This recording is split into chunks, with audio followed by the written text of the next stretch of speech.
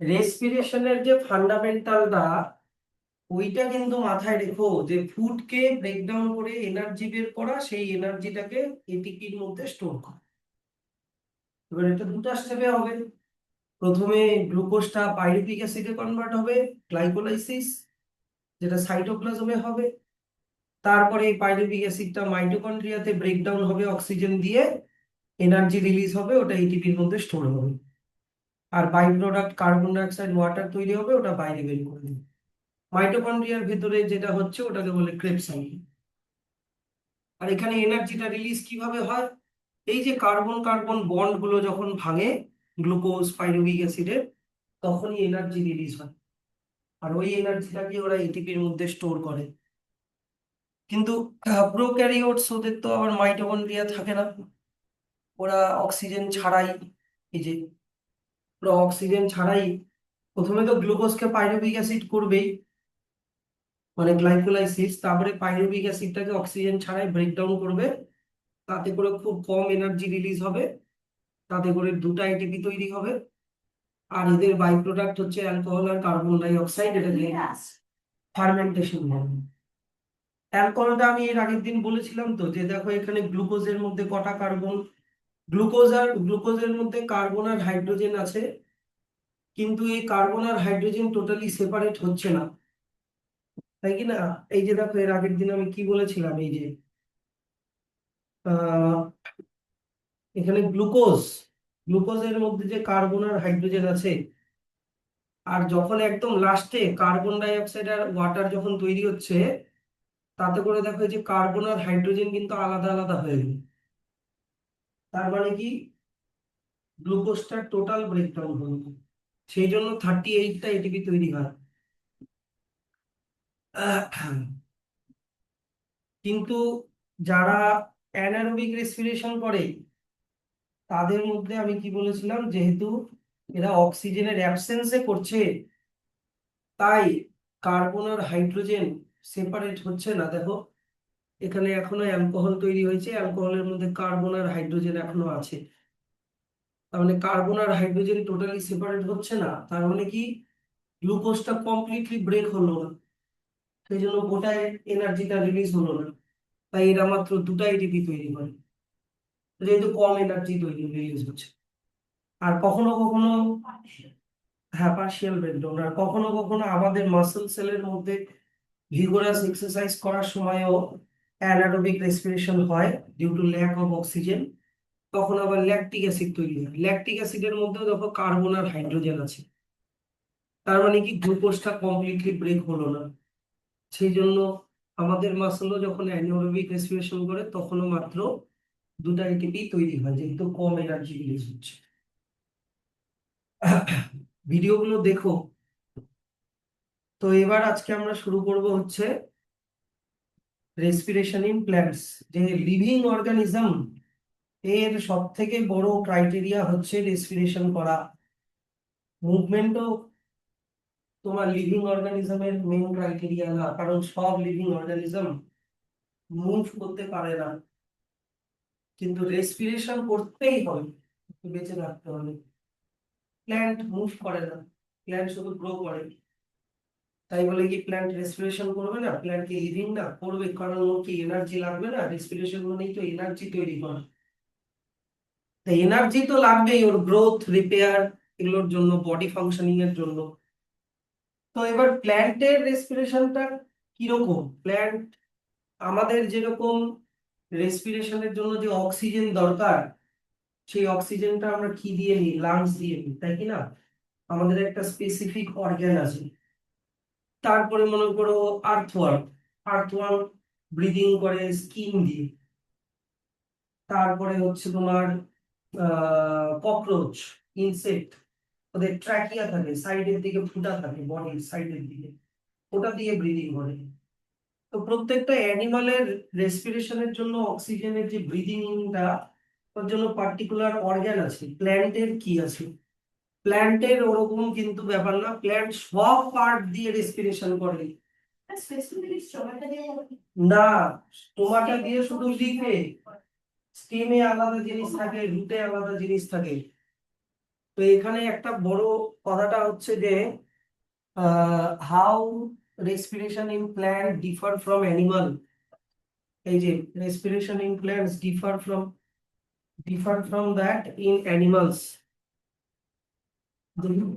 মানে normal time সেদিনও late, যেদিন এক্সট্রা লেট সেদিনও লেট, লেট জীবনে লেট হয়ে যাওয়া গো। ঠিক 1 নম্বর হচ্ছে দেখো, animal perform respiration as a single unit. মানে আমি হিউম্যানের এক্সাম্পল দিই। লাংস দিয়ে অক্সিজেন নিল, তারপরে ওটা ব্লাডে গেল, ব্লাড অক্সিজেনটাকে গোটা বডিতে ছড়ালো, গোটা বডিতে একসাথে রেসপিরেশন হচ্ছে প্রত্যেকটা সেল একটা টাইম। কিন্তু প্ল্যান্টের ক্ষেত্রে কি হয়, রুটে আলাদা করে রেসপিরেশন হয়, স্টেমে আলাদা করে রেসপিরেশন হয়, লিভসে আলাদা করে রেসপিরেশন হয়, ওদের ইন্ডিভিজুয়ালি রেসপিরেশন হয়। এটা খুব ইম্পর্টেন্ট পয়েন্ট। 2 নম্বর কি, আমরা যখন রেসপিরেশন করি, এই যে অক্সিজেন নিলাম, ওটা লাংসে গেল, লাংস থেকে ব্লাডে গেল, ব্লাড ওই অক্সিজেনটাকে একবারে তোমার লাংস থেকে একবারে টো পর্যন্ত নিয়ে যাচ্ছে। তাহলে অক্সিজেনের যে ট্রাভেলিংটা ওটা লং ডিস্টেন্স কভার করছে। অন্যদিকে পায়ের মধ্যে যে কার্বন ডাই অক্সাইড তৈরি হচ্ছে, ওটাও ব্লাডের থ্রু লং ডিস্টেন্স কভার করে লাংসে আসছে।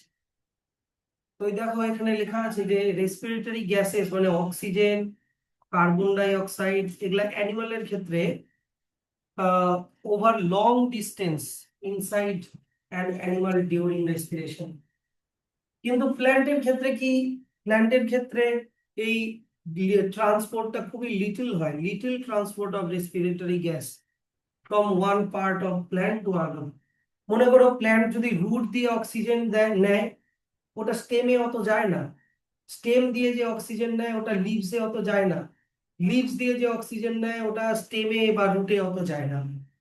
যেখানে যেই অক্সিজেনটা মানে নিচ্ছে ওটা ওখানে ইউটিলাইজ হয়, ওখানে কার্বন ডাই অক্সাইড তৈরি ওখান দিয়ে বের করে। 3 নম্বর কি, প্ল্যান্টের ক্ষেত্রে রেসপিরেশন হয় খুব স্লোলি, যেহেতু ওদের অত এনার্জি লাগে না। কিন্তু অ্যানিমালের রেসপিরেশন হয় অনেক ফাস্ট। 3টা ডিফারেন্স মনে রেখো, respiration in plants and animals.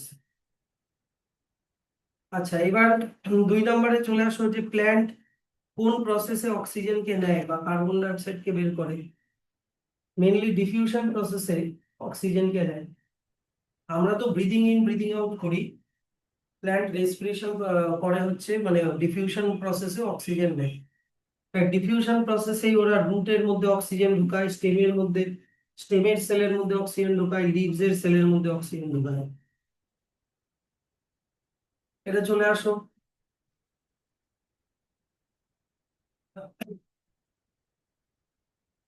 এবার প্রথমে আমরা চলে আসি যে প্ল্যান্ট রেসপিরেশন করে, যে রুট দিয়ে রেসপিরেশন করে ওটা আগে শিখবো, স্টেম দিয়ে কিভাবে রেসপিরেশন করে ওটা শিখবো, তারপরে লিভস দিয়ে কিভাবে রেসপিরেশন করে। যেহেতু ইন্ডিভিজুয়ালি করে তাহলে ইন্ডিভিজুয়ালি আমাদেরকে পড়তে হবে।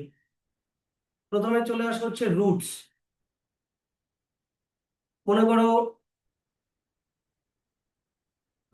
এটা হচ্ছে প্ল্যান্টের রুট, এইটা মনে করো রুট হেয়ার, এইটা মনে করো রুট হেয়ার। এবার এটা মনে করো রুট হেয়ারের সেল, এগুলো মনে করো রুট হেয়ারের সেল। না, এই রুট হেয়ার তো সিঙ্গেল সেল দিয়ে তৈরি অ্যাক্সিডেন্ট। এই একটা সেলেরই এই একটা সেলেরই এক্সটেনশন হচ্ছে রুট হেয়ার। রুটের একটা সেলেরই এক্সটেনশন হচ্ছে রুট হেয়ার। তো এবার ব্যাপারটা হচ্ছে যে মাটির যে পার্টিকলস গুলো আছে, এই পার্টিকলস গুলোর মধ্যে যে অক্সিজেন আছে, মানে এয়ারের যে পার্টিকেল গুলোর মাঝখানে যে এয়ার আছে, এই অক্সিজেনটাকে ওরা কিভাবে রুটের মধ্যে নেয়, by the process of diffusion, high concentration to low concentration, as simple as that. তারপরে এখানেই অক্সিজেনটা গ্লুকোজকে ব্রেক ডাউন করে এনার্জি তৈরি করে, কার্বন ডাই অক্সাইডটাকেও বাইরে বের করে দেয়। তার মানে লোকালি লোকালি ওরা রেসপিরেশন করে, রুটের রেসপিরেশন রুটে হচ্ছে, স্টেমের রেসপিরেশন স্টেমে হচ্ছে। এখানে দেখো, এখানে লেখা আছে যে air is present in between the particles of soil. The root of plant take the oxygen required for respiration from the air present in between the soil particle by the process of diffusion. The extension of epidermal cells of a root are called root hair. The root hair are in contact with the air in the soil. Oxygen diffuses into root hair and reaches all the other cells of the root for respiration. তারপরে carbon die অক্সাইডও ওই diffusion প্রসেসেই আবার বাইরে বের করে দেয়। Carbon die অক্সাইডও আবার diffusion প্রসেসেই root hair দিয়ে বাইরে বের করে দেয়। এই এতটা ব্র্যাকেট করে দাও। ঠিক। আচ্ছা, এবার মনে করো একটা প্ল্যান্ট আছে, এই প্ল্যান্টের মনে করো এটা রুট। এবার মনে করো এগুলো সয়েলের পার্টিকেল, এগুলো মনে করো সয়েল পার্টিকেল। সয়েল পার্টিকেলের মাঝখানে গ্যাপের মধ্যে এয়ার আছে, ওই এয়ারটাকে প্ল্যান্ট রুট হেয়ার দিয়ে অ্যাবজর্ব করছে, অক্সিজেনটাকে কার্বন ডাই অক্সাইডকে বের করছে। এবার ধরে নাও প্রচন্ড বৃষ্টি হলো, প্রচন্ড বৃষ্টি হলো। এবার বৃষ্টি হওয়াতে সয়েল পার্টিকেলের মাঝখানে যে গ্যাপটা ছিল ওটা জল দিয়ে ভরে গেল, ওটা মনে করো জল দিয়ে ভরে গেল। তাহলে যে এখানে যে এয়ারটা ছিল, সেই এয়ারটা কি আর থাকবে? এয়ারটা কি হয়ে যাবে? এক্সপেল হয়ে যাবে, এয়ারটা বাইরে বেরিয়ে যাবে। তাহলে স্যার প্ল্যান্ট রুট দিয়ে তাহলে তো আর রেসপিরেশন করতে পারবে না, কারণ অক্সিজেন নাই এখন আর। তাহলে কি হবে? তাহলে ও অ্যানারোবিক রেসপিরেশন করবে অক্সিজেনের অ্যাবসেন্সে। এবার অ্যানারোবিক রেসপিরেশন করার সময় প্ল্যান্টের রুটে অ্যালকোহল বিল্ড আপ হতে থাকবে। আমরা জানি রেসপিরেশনে একটা একটা অ্যানারোবিক রেসপিরেশন আমরা পড়েছি না, ইস্টে, যেখানে অ্যালকোহল তৈরি হয়। তো ওই সেম ধরনের রেসপিরেশন করবে অ্যানারোবিক রেসপিরেশন, যেখানে প্ল্যান্টের রুটে কি তৈরি হবে? অ্যালকোহল। অ্যালকোহলটা বিল্ড আপ হতে থাকবে, তার জন্য প্ল্যান্টের রুটটা টক্সিক হয়ে যাবে, রুটের ভিতরটা মানে প্ল্যান্টের জন্য টক্সিক হয়ে যাবে, প্ল্যান্টটা ধীরে ধীরে মারা যাবে। তো এটাকে বলে ওয়াটার লগিং। এই যে it has been found that the land plants die if their root remain waterlogged for a considerable time. Waterlogged মানে জল জমে যাওয়া, মাটির সয়েল পার্টিকেলের মাঝখানে জল ঢুকে যাওয়া। Too much water expels air from the in between the soil particle. Oxygen না থাকার জন্য দেখো কি করেছে, the root will respire anaerobically producing alcohol. This may kill the plant. এই কোয়েশ্চেনটা কিন্তু খুব আসে, যে এটা কিন্তু অ্যাডিশনাল টাইপের একটা ইনফরমেশন, এগুলা কোয়েশ্চেন খুব আসে। হ্যাঁ, ওরকমও দিতে পারে। এবার চলে আসো হচ্ছে respiration in stem. Respiration in stem কখনো আহ, তোমরা স্টেমের মধ্যে মানে বড় বড় গাছের যে স্টেম গুলো হয়, সেই স্টেম গুলোর মধ্যে এরকম ক্র্যাক দেখেছো? এই যে বাকলের মানে গাছের ছালের মাঝখানে যে ক্র্যাক গুলো হয়। হ্যাঁ, তো এই ক্র্যাক গুলোকে বলা হচ্ছে লেন্টিসেলস। এই ক্র্যাক গুলো দিয়ে ওরা অক্সিজেনকে ডিফিউশন ইন করে, কার্বন ডাই অক্সাইডকে ডিফিউজ আউট হয়। এই ক্র্যাক গুলো কিছুই না, তোমার হচ্ছে গাছের যে ছালটা আছে এপিডার্মাল সেল, এই যে এপিডার্মাল সেলটাই রাপচার হয়ে যায়। এই যে এপিডার্মাল সেলটাই এরকম রাপচার হয়ে যায়, একটা ওপেন একটা প্যাসেজের মতো হয়, এটাই দেখো লেন্টিসেল। বুঝতে পারলে তো? কিন্তু স্যার এটা তো উডি প্ল্যান্ট, উডি প্ল্যান্টের লেন্টিসেল আছে, উডি প্ল্যান্টের লেন্টিসেল আছে। কিন্তু ধরে নাও কুমড়া গাছ, মটর গাছ যেগুলো নন উডি প্ল্যান্ট, তাদের তো এরকম স্টেমের মধ্যে তো আমি কোনো ক্র্যাক ট্র্যাক দেখিনি। তাহলে নন উডি প্ল্যান্ট কিভাবে করে? নন উডি প্ল্যান্টের স্টেমে স্টোমাটা থাকে। বুঝতে পারলা? যেমন হার্বস যেগুলো প্ল্যান্ট হয়, the stems of herbaceous plant have stomata, so exchange of respiratory gases in stems of herbaceous plant takes place through stomata. এইখান থেকে এত অব্দি ব্র্যাকেট করে দাও, এটা নন উডি প্ল্যান্টের ক্ষেত্রে। কিন্তু hard and woody stem of big plant, এই যে তাদের কিন্তু কিভাবে বললাম, তাদের কিন্তু plants or trees do not have stomata in stem. তাই ওরা কি করে, ওরা হচ্ছে এই যে দেখো লেন্টিসেলস, লেন্টিসেলস দিয়ে ওরা ব্রিদিং করে, স্টেম দিয়ে, স্টেমে। এবার চলে আসা হচ্ছে রেসপিরেশন ইন লিভস। লিভস এটা আমরা সবাই জানি, লিভস এর লোয়ার সারফেসে কি থাকে, টাইনি টাইনি পোর্স থাকে গার্ড সেল দিয়ে ঘেরা, যেটাকে বলে স্টোমাটা। ওই স্টোমাটা দিয়ে ওপেন করে ওরা অক্সিজেন ঢুকায়, কার্বন ডাই অক্সাইড বের করে, বা ফটোসিনথেসিসের সময় কার্বন ডাই অক্সাইড ঢুকায়, অক্সিজেন বের করে, এক্সচেঞ্জ অফ গ্যাসেস। তাহলে the leaves of plants have tiny pores called stomata. The exchange of respiratory gases in leaves take place by the process of diffusion through stomata.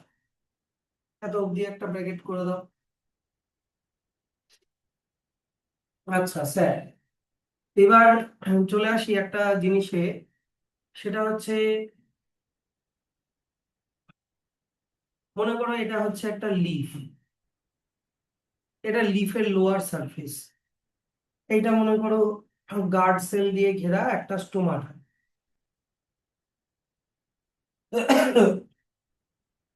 এটা মনে করো আমি বললাম day time, আর আর একটা stomata draw করি, এটা মনে করো হচ্ছে নাইট টাইম। যদিও নাইট টাইমে স্টোমাটা অত ওপেন থাকে না, তাও রেসপিরেশনের জন্য স্টোমাটাটাকে ওপেন রাখলাম। এবার দেখো দিনের বেলা, ডে টাইম, প্ল্যান্ট দিনের বেলা ফটোসিনথেসিস করে, প্ল্যান্ট দিনের বেলা ফটোসিনথেসিস করে। এবার দিনের বেলা কি প্ল্যান্টের এনার্জির দরকার পড়ে না? দিনের বেলা কি এনার্জি নেবে না প্ল্যান্ট? দিনের বেলাও তো প্ল্যান্টের এনার্জি, প্ল্যান্টের সবসময় দরকার, দিনের বেলা রাত্রিবেলা সবসময়। এবার এনার্জি তৈরি করার প্রসেসটার নাম কি? এনার্জি তৈরি করার, এনার্জি রিলিজ করার প্রসেসটার নাম রেসপিরেশন। ফটোসিনথেসিস তো এনার্জি অ্যাবজর্ব করে ফুডের মধ্যে স্টোর করা। তো দিনের বেলা ফটোসিনথেসিসও করবে, রেসপিরেশনও করবে, কিন্তু মনে করো রাত্রিবেলা, নাইট টাইম, নাইট টাইমে তো প্ল্যান্ট ফটোসিনথেসিস করে না, নাইট টাইমে শুধুমাত্র কি করে, রেসপিরেশন করবে, ঠিক? আচ্ছা, তাহলে দিনের বেলা ও ফটোসিনথেসিসের জন্য কার্বন ডাই অক্সাইড নিচ্ছে, ফটোসিনথেসিসের জন্য কার্বন ডাই অক্সাইড নিচ্ছে। এবার ভিতরে অক্সিজেন তৈরি হচ্ছে, বুঝতে পারলাম? ফটোসিনথেসিসের জন্য অক্সিজেন নিল, কার্বন ডাই অক্সাইড নিল, অক্সিজেন তৈরি হলো। এবার দিনের বেলা তো আবার রেসপিরেশনও করে, বুঝতে পারলাম? তো ধরে নাও 100টা কার্বন ডাই অক্সাইড নিল, তার জন্য মনে করো 100টা অক্সিজেন তৈরি হলো। এবার এই 100টা অক্সিজেনের মধ্যে ও মনে করো 70টা অক্সিজেন ছেড়ে দিল, 70টা অক্সিজেনও ছেড়ে দিল, কিন্তু কথার কথা মানে 30টা অক্সিজেনও রেখে দিল। এবার 30টা অক্সিজেনও কেন রাখলো, কথাটা বলবো। কারণ রেসপিরেশনের জন্য কোন গ্যাস লাগে? অক্সিজেন লাগে।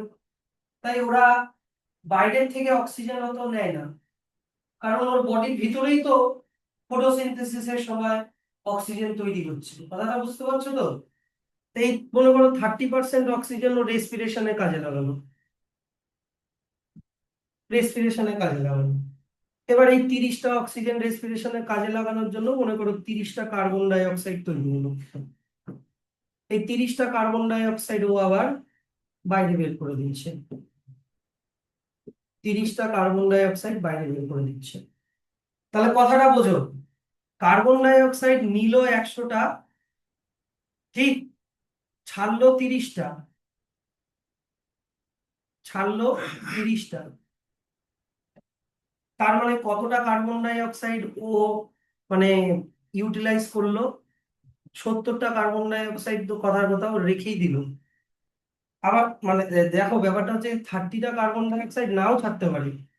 কেন? কারণ দাঁড়াও, আমি 30টা কার্বন ডাই অক্সাইড বের করবো না, এক সেকেন্ড। কারণ দিনের বেলা ফটোসিনথেসিসও তো হচ্ছে প্যারালালি। তো দেখা গেলো 30টা কার্বন ডাই অক্সাইডের মধ্যে ও মনে করো 20টা কার্বন ডাই অক্সাইড আবার ফটোসিনথেসিসেই কাজে লাগালো। কথাটা বুঝতে পারলা? 10টা কার্বন ডাই, 20টা, এখানে 20 হবে, যাই হোক, মাত্র 10টা কার্বন ডাই অক্সাইড, এই জায়গাটা লেভেলিংটা ভুল হলো, 20টা কার্বন ডাই অক্সাইড ও আবার ফটোসিনথেসিসেই কাজে লাগালো, মাত্র 10টা কার্বন ডাই অক্সাইড ও মনে করো বের করলো, 10টা কার্বন ডাই অক্সাইডও বের করলো। তাহলে নিল 100টা, ছাড়লো 10টা। তার মানে মোটামুটি ধরে নাও 90টা কার্বন ডাই অক্সাইড ও অ্যাবজর্ব করে নিল গ্লুকোজ বানানোর জন্য। এবার অক্সিজেনের হিসাবটা দেখো। অক্সিজেন তোমার হচ্ছে অত নিচ্ছে না, অক্সিজেন অত নেয় না, কারণ ওর ভিতরেই তো অক্সিজেন তৈরি হচ্ছে। তাও স্টিল আমি ধরলাম যে অক্সিজেন তাও নিল বা নিল না, তার অক্সিজেনের যে বাদ দাও, জিরো ধরে রাখো। তাহলে কতগুলো অক্সিজেন ছাড়লো? 70টা অক্সিজেন ছাড়লো। আর নিল কয়টা অক্সিজেন? ধর না 0টা অক্সিজেন নিল। তার মানে ও 70% অক্সিজেন, 70% অক্সিজেন মানে 70-এর বেশি হবে ওটা, 70টা অক্সিজেন ও ছেড়ে দিল। তাহলে দিনের বেলা 90টা কার্বন ডাই অক্সাইড অ্যাবজর্ব করলো, আর ছাড়লো মাত্র 10টা, গিভ মাত্র 10টা। আর দিনের বেলা টেক অক্সিজেন নিল মাত্র 0টা, আর ছাড়লো গিভ 70টা। কম্পারিজনটা বোঝো যে আমাদের রেজাল্টটা কি দাঁড়ালো? টেক আর give carbon die oxide, CO2, নিল কটা carbon die oxide? Absorb take 90টা, দিল কটা কার্বন ডাই অক্সাইড? 10টা। অক্সিজেন টেক কটা অক্সিজেন নিল? 0টা, কিন্তু কটা অক্সিজেন ছাড়লো? 70টা।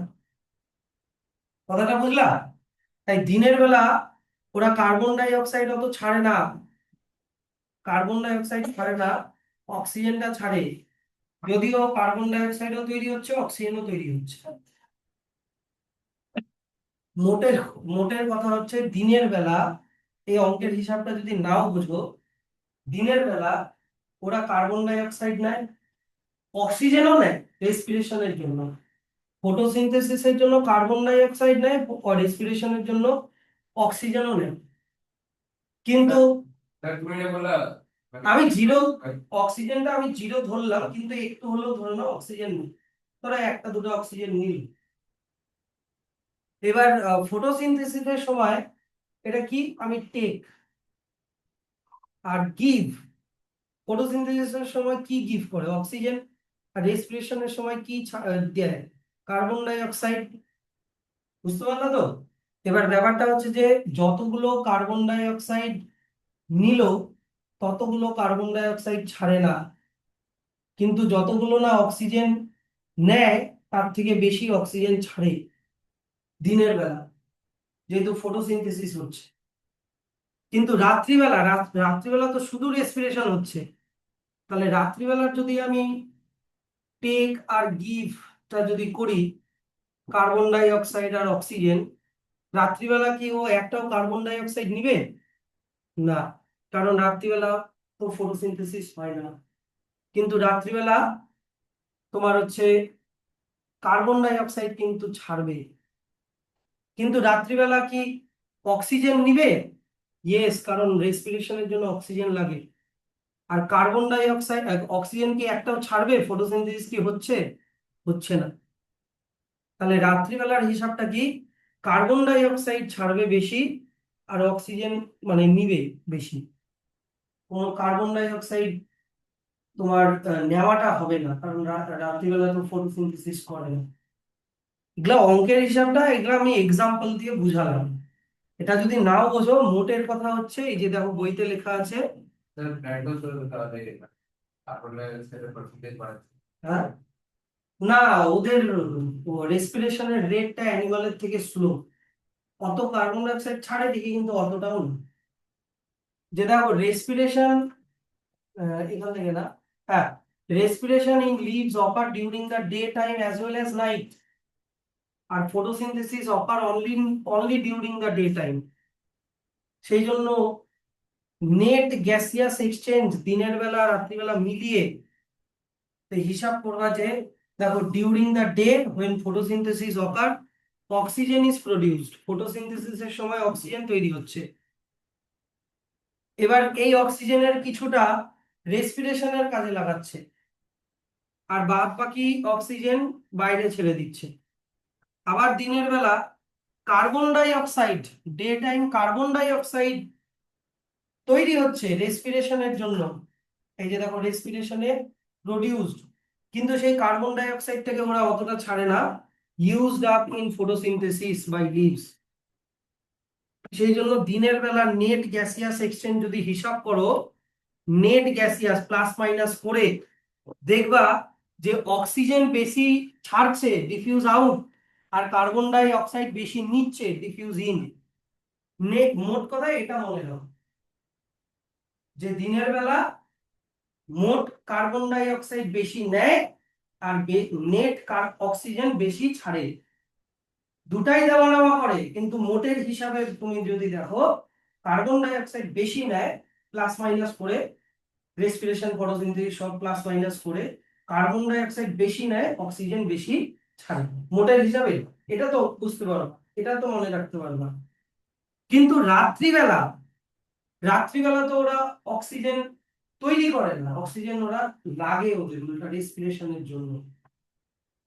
তো when no photosynthesis occur, কি সেই জন্য অক্সিজেন ইজ প্রডিউসড।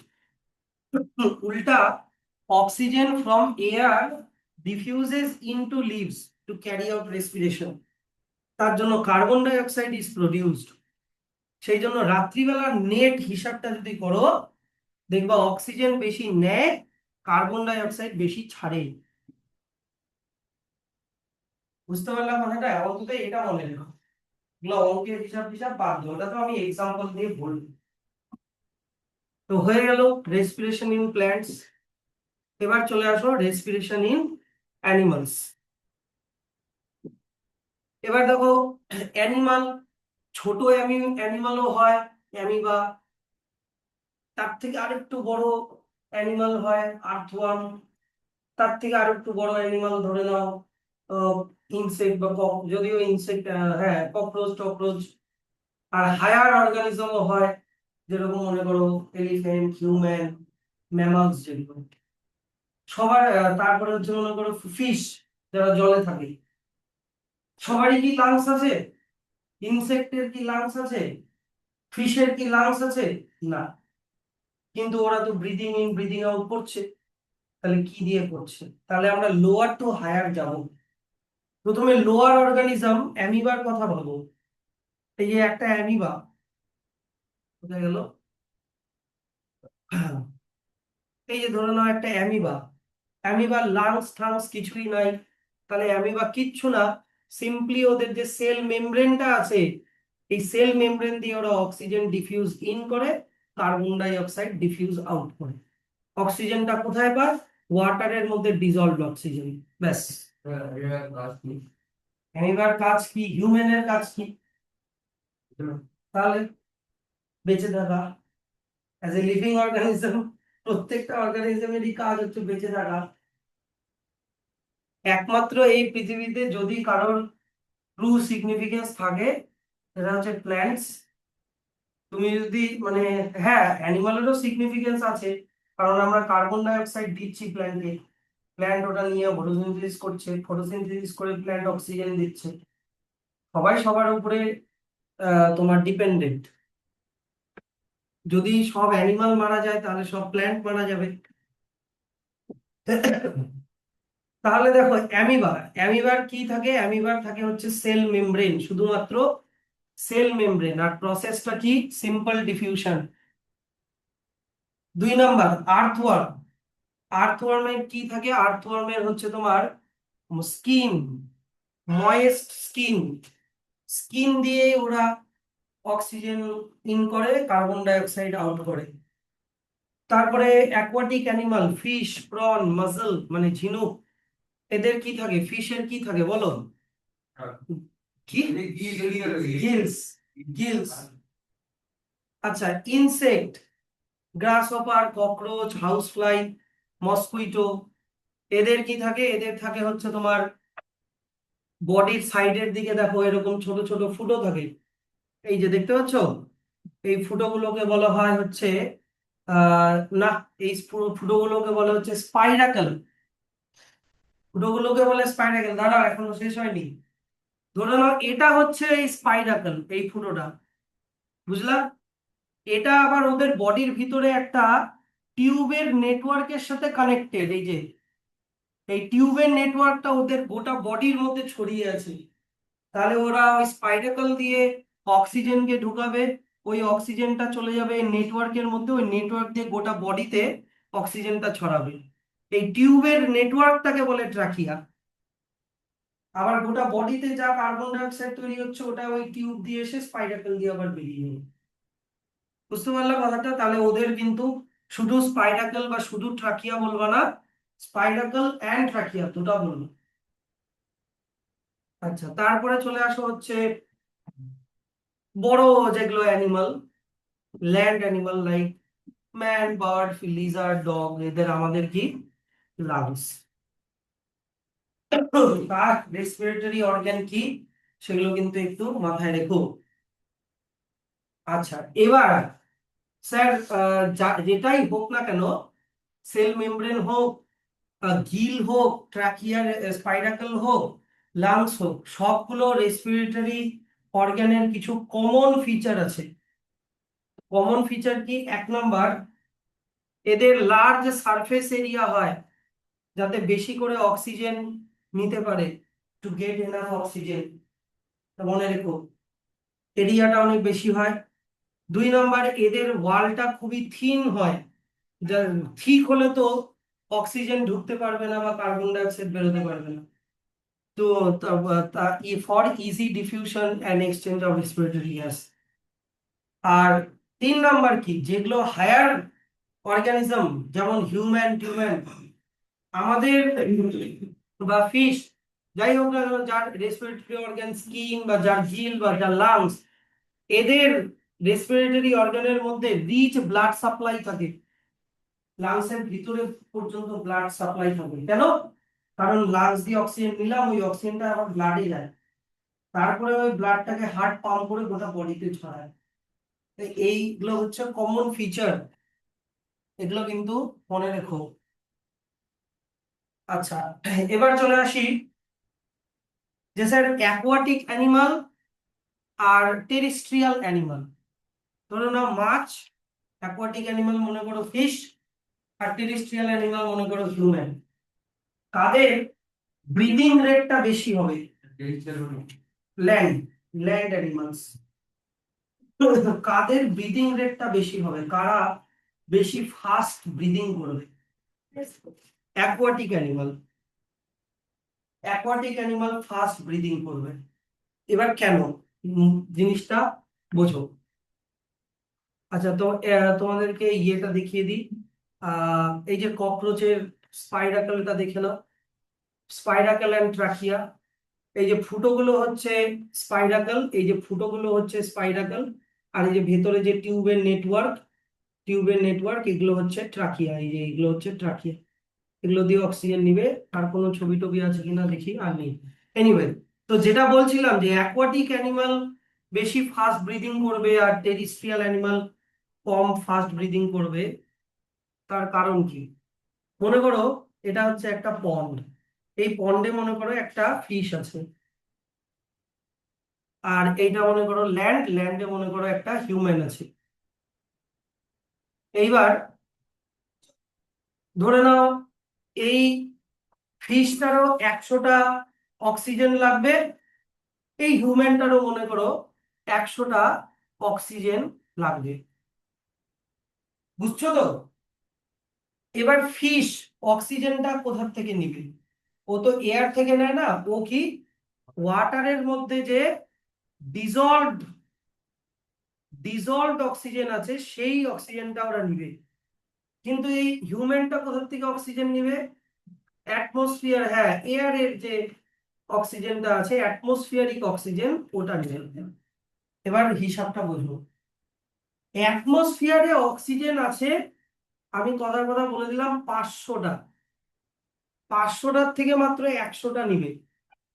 তার মানে ধরে নাও ও যদি 5বার ব্রিদিং করে, 5বার ব্রিদিং করে, তাহলেই ওর 500টা অক্সিজেন নেওয়া হয়ে যাচ্ছে। মানে ধরো না, একবার ব্রিদিং এ ও 100টা অক্সিজেন নিয়ে নিচ্ছে, 5বার ব্রিদিং এ ও 500টা অক্সিজেন নিয়ে নিচ্ছে, কারণ অ্যাটমসফিয়ারে অক্সিজেনের কনসেন্ট্রেশন অনেক হাই।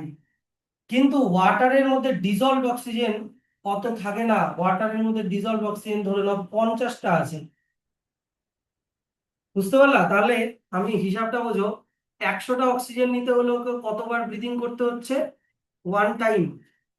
ওয়ান টাইমে 100টা অক্সিজেন ঢুকে যাচ্ছে, 5 টাইমে 500টা অক্সিজেন ঢুকে যাচ্ছে। কিন্তু ওয়াটারের মধ্যে ডিজলভ অক্সিজেন আছে ধরে নাও 50টা, ওর লাগবে 100টা। তাহলে এই 100টা অক্সিজেনকে নিতে হলে ওকে কতবার ব্রিদিং করতে হবে? না, 2 টাইমস।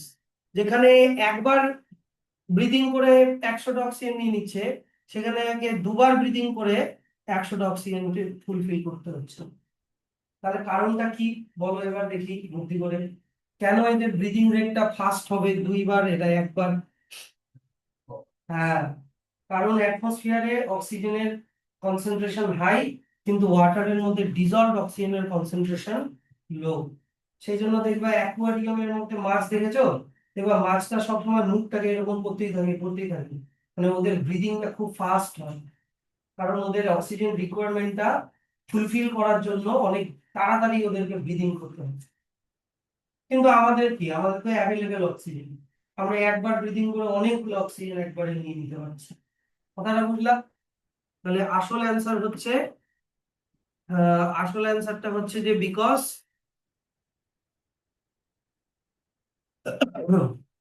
যে aquatic animal oxygen dissolved in ওয়াটারকে ইউজ করে, যেটার কনসেন্ট্রেশন খুবই লো, ডিজলভড অক্সিজেন খুবই low as compare to amount of oxygen in air.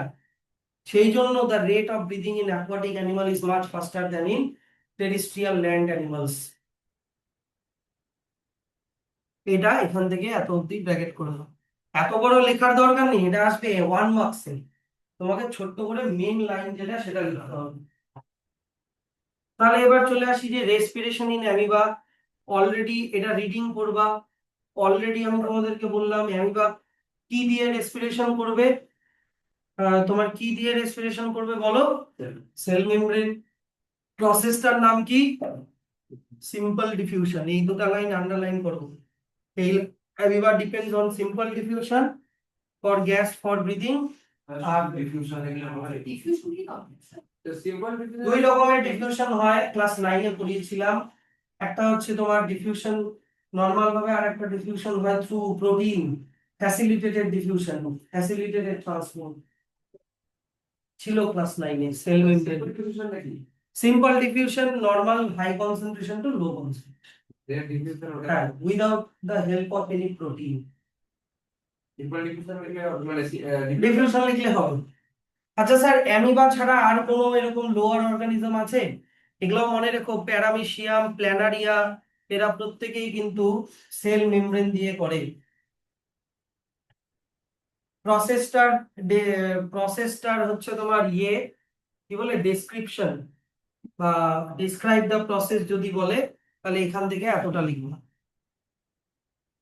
এটা আসে না যদিও, বাট করে দিতে পারবো।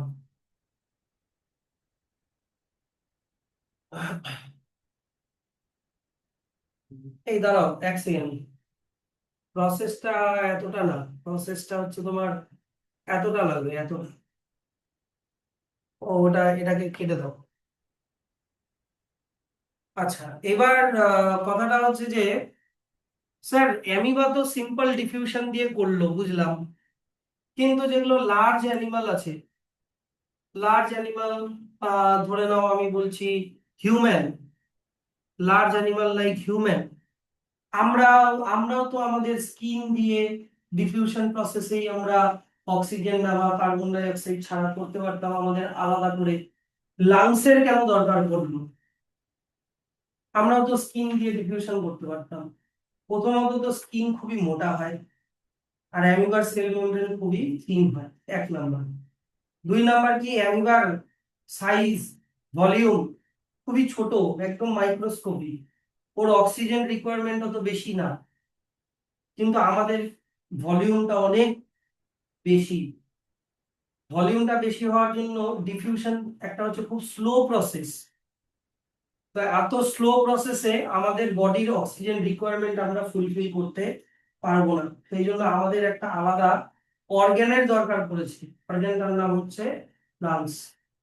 তো এই কোয়েশ্চেনটা যদি দেয় যে why diffusion is insufficient to meet the oxygen requirement of large multicellular organisms like human, why, তারপর থেকে অ্যান্সারটা because the volume of human body is so big that oxygen cannot diffuse into all the cells of the human body quickly. এগুলা question বোর্ডের question, আমি দেখো পাশে 2টা star দেওয়া, 1 বছর পর পরই এই কোশ্চেন গুলা দেয়।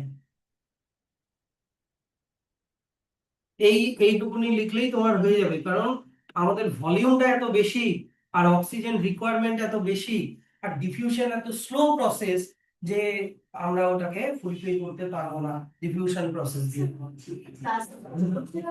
এক্সপেরিয়েন্স ইনফরমেশন যেমন স্টমাকের পিএইচ কত, পিএইচ লেভেল কত, স্মল ইন্টেস্টাইনের পিএইচ লেভেল কত, ঠিক আছে, না না না, extra information is always welcome, but আমি চাইলে অনেক কিছু বলতে পারি, কিন্তু বলি না এই কারণে বললে ওগুলা ভুলে যাবা, বা ওগুলা মনে রাখার চক্করে আসল জিনিসগুলা যেগুলো বোর্ড এক্সামে আসবে ওগুলা ভুলে যাবা। আরো দিচ্ছে স্টোমাকে ফুডটা কি বলে, স্টোমাকে কি বলে, কাইম। তারপরে ওটা যখন স্মল ইন্টেস্টাইনে যায় ওটাকে বলে কাইম। মাউথেরটাকে বলে বোলাস। ওগুলা আমি বলতে পারি। আমি এটাও বলতে পারি স্টমাকের মধ্যে অ্যাবজর্পশন কোথায় হয়, স্মল ইন্টেস্টাইনে হয় ঝিল্লি দিয়ে, কিন্তু মেডিসিন, ওয়াটার, ভিটামিন এগুলোর অ্যাবজর্পশন আবার স্টমাকে হয়। না, এক্সট্রা যেগুলো বলছে, বোলাস কাইকার হ্যাঁ বোলাস, কাইম, কাইল ওগুলো আমি বলেছি। তারপর আরেকটা বলে ডিপ থ্রিডোফোর্স নাকি না, ডিপ থ্রিডোফোর্স এই আলু বলে, ডেট্রিভোরাস, হ্যাঁ ডেট্রিভোরাস লাস্ট চ্যাপ্টারে আছে, যারা হচ্ছে উম, শুধুমাত্র প্ল্যান্ট বা অ্যানিমালের যে গু গোবর ওগুলা খায়, তাই তো। Dead and decaying, dead and decaying, ওই তো ওদের ডেড বডি বা ওদের হচ্ছে তোমার এক্সক্রিটরি প্রোডাক্ট গুলো খায়। ডেট্রিভোরাস তোমাদের লাস্ট চ্যাপ্টারে আছে, এনভায়রনমেন্ট চ্যাপ্টারে আছে লাস্ট, ওটা না মানে সিলেবাসের লাস্ট চ্যাপ্টারে। তারপরে অনেক কিছু বলা যায়, ফ্যাটের অ্যাবজর্পশনের প্রসেস। হ্যাঁ, ওই ভিল্লির মধ্যে 2টা জিনিস থাকে, একটা থাকে ব্লাড ক্যাপিলারি, একটা থাকে লিম্ফ ক্যাপিলারি। ব্লাড ক্যাপিলারির মধ্যে অ্যাবজর্ব হয় কার্বোহাইড্রেট আর প্রোটিন, মানে কার্বোহাইড্রেট মানে গ্লুকোজ আর অ্যামাইনো অ্যাসিড। আর লিম্ফ ক্যাপিলারির মধ্যে অ্যাবজর্ব হয় হচ্ছে ফ্যাটি অ্যাসিড আর মানে ফ্যাট। এগুলো বলি না, কারণ অত বলার দরকার নাই, এগুলা আসবেও না এক্সামে। এগুলা 11-12-এ যদি বায়োলজি নাও তাহলে বলবো। তো এনিওয়ে, দেখো যে এই যদি ডিফিউশন এত স্লো প্রসেস যে আমরা ওটা দিয়ে আমাদের অক্সিজেন রিকোয়ারমেন্ট ফুলফিল হতো না, যদি আমরা ডিফিউশন করতামও, ধরে নাও আমাদের মনে করো চেস্ট বা হাতের স্কিন দিয়ে আমি ডিফিউশন করে অক্সিজেন ঢুকালাম, ওটা ডিফিউশন প্রসেসে আমাদের টো মানে পায়ের আঙ্গুলে পর্যন্ত পৌঁছাতে 3 বছর সময় লাগে, এত স্লো প্রসেস। হ্যাঁ, diffusion process. For example, it has been estimated that if diffusion were to provide oxygen in our body, then it would take about 3 years for a molecule of oxygen from our lungs to reach our toe by the process of diffusion. এত slow process. তো হবে না diffusion দিয়ে। Slogan sir, হ্যাঁ, হিউম্যানদের ক্ষেত্রে এত slogan হিউম্যানসের কিন্তু slow কেন না, হিউম্যান ডিফিউশনটা স্লো, প্রসেসটা ডিফিউশনের প্রসেসটা স্লো, কিন্তু আমরা ডিফিউশন করে অক্সিজেন নিই না, আমরা ব্রিদিং ইন করে দিই অক্সিজেন নিই লাংস দিই। এখানে বলছে যদি হতো তাহলে 3 বছর সময় লাগতো। তাহলে স্যার আমাদের অক্সিজেন যে আমরা ব্রিদিং ইন করি ওটা ব্লাডের মধ্যে যায়, হ্যাঁ কি না? ব্লাডের মধ্যে আছে আরবিসি, আরবিসির মধ্যে একটা রেসপিরেটরি পিগমেন্ট আছে, পিগমেন্টটার নাম বলতে পারবা? হিমোগ্লোবিন। হিমোগ্লোবিন অক্সিজেনকে ক্যাচ করতে পারে, অক্সিজেনের প্রতি হাই অ্যাফিনিটি আছে হিমোগ্লোবিনের, ক্যাচ করে গোটা বডিতে ছড়িয়ে দেয়। এই যে দেখো নাও আরবিসি, এই যে আরবিসির ছবিগুলো।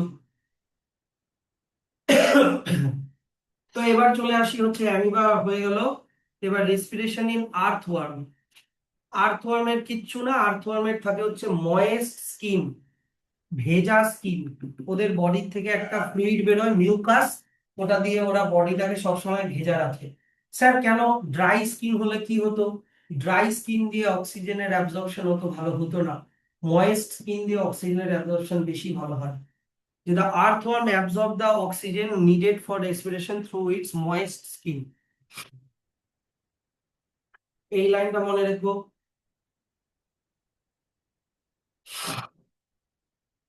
আচ্ছা, তারপরে চলে আসবো হচ্ছে ফিশ। ফিশের তো আমরা জানি কি থাকে, ফিশের থাকে হচ্ছে গিলস। আর এই গিলসটা এমন ভাবে ডিজাইন করা যে এরা ওয়াটারের ডিজলভড অক্সিজেনকে অ্যাবজর্ব করতে পারে। কে করছে ডিজাইন? ভগবান, এনভায়রনমেন্ট, নেচার। তো এবার ব্যাপারটা হচ্ছে যে মেকানিজমটা বোঝো, ডিজাইনটা কেমন ভাবে হয়। প্রথমে অক্সিজেন মানে ফিশ কি করে, ওয়াটারকে মাউথ দিয়ে ঢুকিয়ে নেয়, ওয়াটারকে ঢুকায়। এবার এই ওয়াটারের মধ্যে মনে করো অক্সিজেনও ডিজলভড আছে, এই অক্সিজেনটাকে ভেবো না, কিন্তু H2O ওটাকে ভেবো না, ওটা হাইড্রোজেনের সঙ্গে তো কম্বাইন হয়ে আছে, ওই অক্সিজেনকে ওরা এক্সট্রাক্ট করতে পারে না। অক্সিজেনের মধ্যে যে ওয়াটারের মধ্যে যে অক্সিজেন ডিজলভ আছে আলাদা করে, ওইটার কথা ভাবো। তাহলে এই ওয়াটার সমেত ডিজলভ অক্সিজেনকে অ্যাবজর্ব করলো, এবার ওটা গিলসে পাঠিয়ে দেয়। এবার গিলসে প্রচুর ব্লাড ক্যাপিলারি আছে, ওই ব্লাড ক্যাপিলারি দিয়ে কি করে, শুধুমাত্র অক্সিজেনটাকে এক্সট্রাক্ট করে ব্লাডের সাথে মিশিয়ে দেয়, ব্লাডের মধ্যে যে হিমোগ্লোবিন আছে ওটার সাথে লেগে গেল, বাদ বাকি জলটাকে ওরা বাইরে বের করে দেয় গিলস দিয়ে। কথাটা বুঝলা? এবার এই ব্লাড অক্সিজেনকে ক্যারি করে নিয়ে যায় সেলের মধ্যে। সেল, সেলের মধ্যে অক্সিজেনটা ঢুকলো, অক্সিজেন এবার গ্লুকোজকে ব্রেকডাউন করবে, ব্রেকডাউন করে কার্বন ডাই অক্সাইড, ওয়াটার আর 38 মলিকিউলস অফ এটিপি তৈরি করবে, যা কাজ করার সেটা করলো। এবার এই কার্বন ডাই অক্সাইড বেরোলো, বেরিয়ে আবার ব্লাডে গেল, তাহলে ব্লাডের মধ্যে এখন কার্বন ডাই অক্সাইড ঢুকে গেল। এই কার্বন ডাই অক্সাইড আর ব্লাড একসাথে চলে যায় হচ্ছে হার্টে, হার্ট এটাকে পাম্প করে, পাম্প করে আবার গিলসে পাঠিয়ে দেয়। গিলস কি করে, তাহলে গিলস এর মধ্যে গেল blood with carbon dioxide, ওখান থেকে কার্বন ডাই অক্সাইডটাকে শুধু বাইরে ছেড়ে দেয়, ব্লাডটাকে আবার ভিতরে সার্কুলেট করে দিল, যেই ব্লাডটা অক্সিজেনকে আবার ক্যাচ করে নিল। এরকম করে চলতে হবে। কথাটা বুঝলা জিনিসটা? তাহলে ওদের হচ্ছে গিলস এর মেকানিজম হচ্ছে এটা। এই টোটাল মেকানিজমটা, এই যে এখান থেকে, এই যে দা ওয়াটার দেন গোজ এখান থেকে, এখান থেকে এই যে এতটা, এত।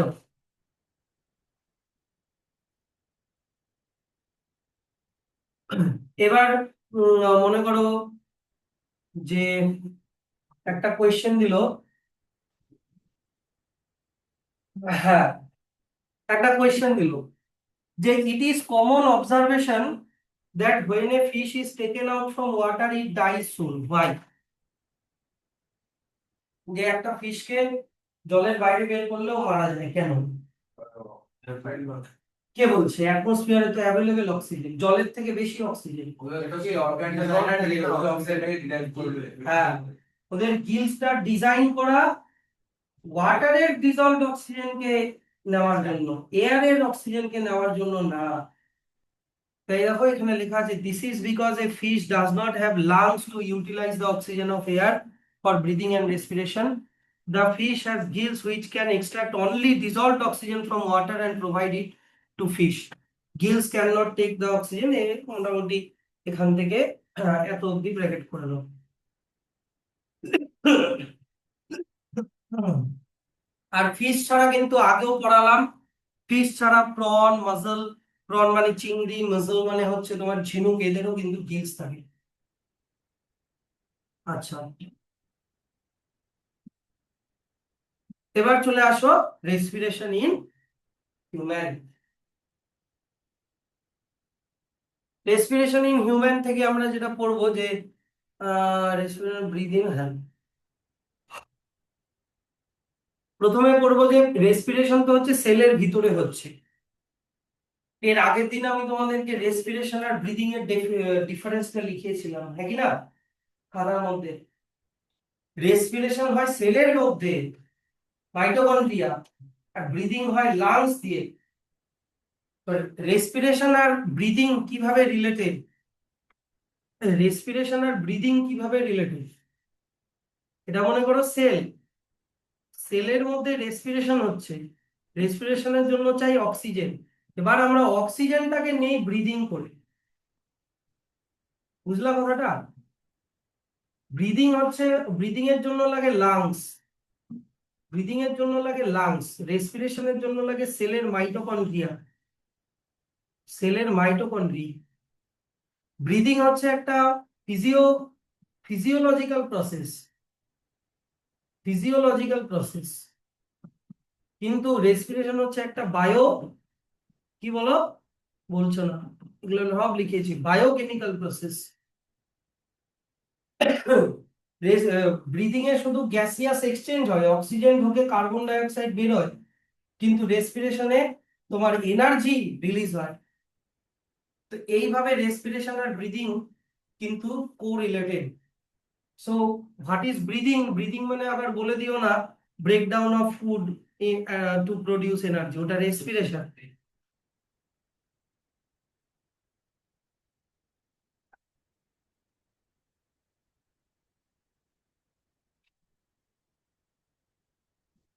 তাহলে ব্রিদিং এর ডেফিনেশনটা মার্ক করে যে এখান থেকে, যে breathing is the process by which air rich oxygen is taken inside the body of an organism and air rich carbon dioxide is expelled from the body with the help of breathing organs.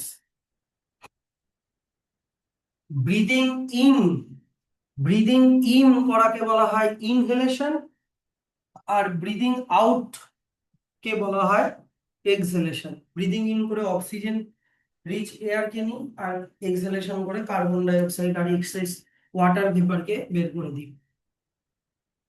তাহলে এবার দেখি mechanism of breathing, breathing এর মেকানিজমটা দেখি। ব্রিদিংটা হচ্ছে তোমার দুটা স্টেপে হবে, একটা হচ্ছে ব্রিদিং ইন, আর একটা হচ্ছে মানে ইনহেলেশন, আর একটা হচ্ছে ব্রিদিং আউট মানে হচ্ছে এক্সহেলেশন।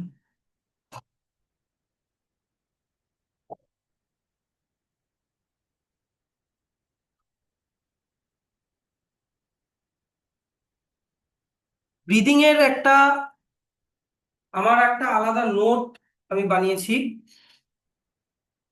ব্রিদিং ইন ব্রিদিং আউটের একটা আলাদা নোট। এখানে সব পেয়ে যাওয়া, যে why breathing is necessary, what is breathing in human, which organs R involved in the process of breathing, তারপরে ব্রিদিং এর প্রসেস পয়েন্ট করে করে দেওয়া, তোমার ব্রিদিং ইন 5টা পয়েন্ট, আর এইদিকে হচ্ছে তোমার ব্রিদিং আউট 5টা পয়েন্ট, একদম ভালো করে দেওয়া আছে, এটা আমি গ্রুপে পাঠিয়ে দেবো।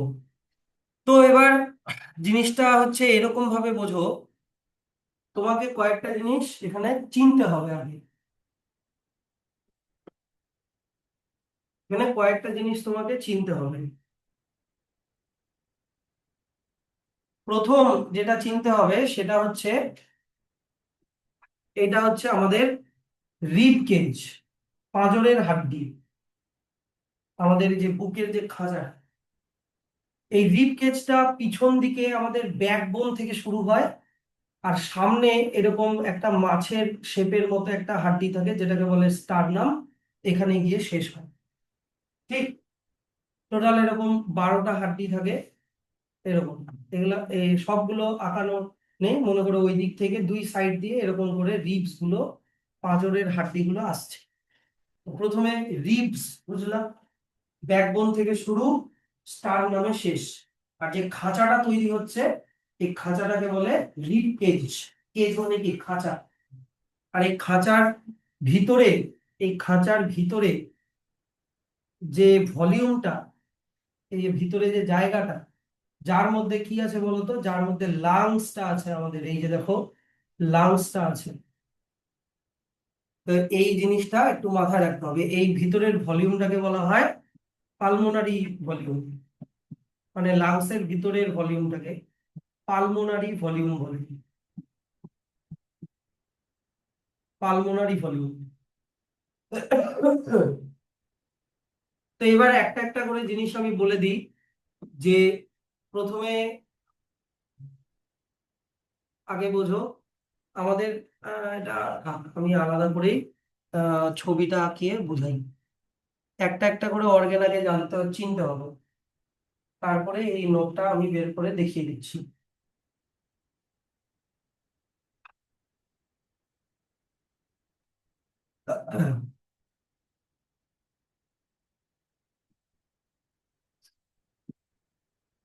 প্রথমে যেটা শিখবো সেটা হচ্ছে, যে মনে করো এটা হচ্ছে হেড, এইটা মনে করো নোজ, মাউথ।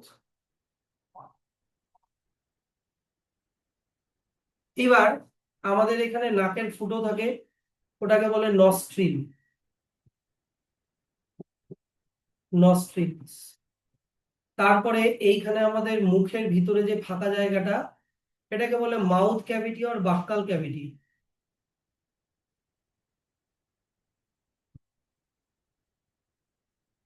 এটাকে বলে মাউথ ক্যাভিটি আর বাক্কাল ক্যাভিটি।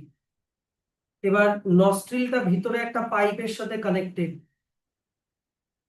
এটাকে বলে নেজাল প্যাসেজ। নেজাল প্যাসেজ, মনে করো এটা নেজাল প্যাসেজ, এটা মনে করো নস্ট্রিল। নেজাল প্যাসেজের ভিতরের দিকে এরকম হেয়ার লাইক স্ট্রাকচার থাকে, হেয়ার থাকে, দেখেছো? নাকের ভিতরে যে চুল থাকে, কেন থাকে? কারণ এর মধ্যে ডাস্ট পার্টিকেল গুলো আটকে যায়। আরো ভিতরে যদি যাও, তাহলে নেজাল প্যাসেজের ভিতরের ওয়ালটাতে মিউকাসের কোটিং থাকে। হাত ঢোকালে কেমন ভেজা ভেজা লাগে, মিউকাস। এই মিউকাসের মধ্যেও প্রচুর ডাস্ট পার্টিকেল আটকে যায়, জার্মস গুলো আটকে যায়। আর মিউকাসের মধ্যে তোমার হচ্ছে এক ধরনের এনজাইম থাকে, এনজাইমটার নাম হচ্ছে তোমার, মিউকাসের এনজাইমটার নাম ভুলে গেলাম। যাই হোক, মিউকাসের মধ্যে ডাইজেস্টিভ এনজাইম থাকে, ওটা লাগবে না যদিও, ডাইজেস্টিভ এনজাইম থাকে। যে ডাইজেস্টিভ এনজাইম গুলো জার্মসদেরকে কিল করে দেয়, কিল জার্মস। পরে মনে পড়লে বলে দিচ্ছি কোন এনজাইমটার নাম। এনিওয়ে, তো এবার কি হয়, যে এই দিক থেকে নেজাল প্যাসেজ আর এই দিক থেকে বাক্কাল ক্যাভিটি একটা কমন জায়গাতে মিট করে। এই কমন জায়গাটার নাম আমি তোমাদেরকে বলেছিলাম ডাইজেস্টিভ সিস্টেম বোঝানোর সময়, যেটার নাম কি? ফ্যারিংস। এবার এই দিক থেকে দুটা রাস্তা চলে যায়, এই দিক থেকে দুটা রাস্তা চলে যায়। পিছন দিকে চলে গেল আমাদের ফুড পাইপ, যেটা ডাইজেস্টিভ সিস্টেমে চলে গেল স্টমাকে। আর সামনের দিকে চলে যায় হচ্ছে উইন্ড পাইপ। কথাটা বুঝলা? পিছন দিকে চলে গেল ফুড পাইপ, ওটা আমাদের লাগবে না, ওটা ডাইজেস্টিভ সিস্টেমের মধ্যে। আর এইটা আমাদের চলে আসলো হচ্ছে উইন্ড পাইপ। হ্যাঁ, গলা কাটলে মানুষটা ব্রিদিং মানে করতে পারে না কেন? গলা কাটলে আগে হচ্ছে তোমার উইন্ড পাইপটা কাটা পড়ে, বুঝতে পারলাম? ফুড পাইপ থাকে তার পিছন দিকে। তো এটা উইন্ড পাইপ, উইন্ড পাইপ, যেটার আরেকটা নাম হচ্ছে ট্র্যাকিয়া। উইন্ড পাইপ আর ট্র্যাকিয়া। আর তোমাদেরকে আমি আরো একটা জিনিস বলেছিলাম, যে এই জায়গাটাতে একটা তোমার হচ্ছে ফ্ল্যাপ লাইক স্ট্রাকচার থাকে, বলেছিলাম না? খাওয়ার সময় এই ফ্ল্যাপ লাইক স্ট্রাকচারটা আমাদের উইন্ড পাইপটাকে বন্ধ করে দেয়, যাতে খাবার আমাদের উইন্ড পাইপে না ঢুকে যায়, ওটা যাতে ফুড পাইপেই যায়। এটার নাম ছিল না গ্লটিস, এটার নাম ছিল গ্লটিস। কথাটা বুঝলা? তো আমি আপাতত গ্লটিসটাকে আঁকাচ্ছি না, কারণ আমাকে এখানে একটা জিনিস বোঝাতে হবে। তো গ্লটিস, আচ্ছা, তো এবার তার নিচে কি থাকে?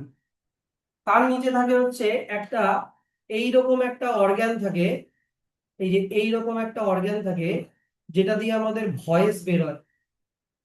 এটাকে বলা হয় ভয়েস বক্স অর ল্যারিংস। এটাকে বলা হয় voice box or larynx. Organ গুলো বোঝো? হ্যাঁ, ওগুলো লাগবে সবগুলো। তাহলে এবার উইন্ড পাইপটা মানে ট্রাকিয়াটা নিচের দিকে যাচ্ছে যাচ্ছে, যেতে যেতে এটা দুটো ব্রাঞ্চ হয়ে যায়। নিচের দিকে এটা দুটো ব্রাঞ্চ হয়ে যায়। এই ব্রাঞ্চ গুলোকে বলা হয় ব্রঙ্কাই। প্লুরালে বলে ব্রঙ্কাই, সিঙ্গুলারে বলে ব্রঙ্কাস। ব্রঙ্কাস। এই ব্রঙ্কাই দুটো ঢুকে গেল হচ্ছে তোমার দুটো লাংসে। এই ব্রঙ্কাই গুলো ঢুকে গেল দুটো লাংসে।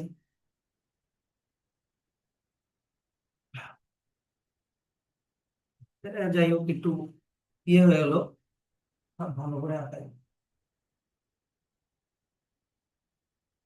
হুম। এবার লাংসে ঢুকে কি হয়, এই ব্রঙ্কাই গুলো আরো এরকম ডিভাইডেড ব্রাঞ্চিং হয়। সেই ব্রাঞ্চিং গুলোরও আরো অনেক ব্রাঞ্চিং হয়। সো এই ব্রাঞ্চ গুলোকে বলা হচ্ছে তোমার ব্রঙ্কিওলস। এই ব্রাঞ্চিং গুলোকে বলা হচ্ছে ব্রঙ্কিওলস।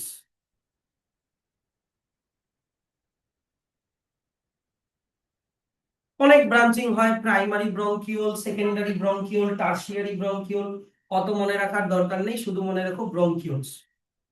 এবার এই ব্রঙ্কিওল গুলোর শেষের দিকে এইরকম আঙ্গুরের থোকার মতো একটা মানে পার্ট থাকে। এরকম আঙ্গুরের মানে কোনোভাবে যেন এক থোকা আঙ্গুর, প্রত্যেকটা, আমি শুধু একটা আঁকালাম, এরকম থাউজেন্ডস অফ অর্গ্যান থাকে।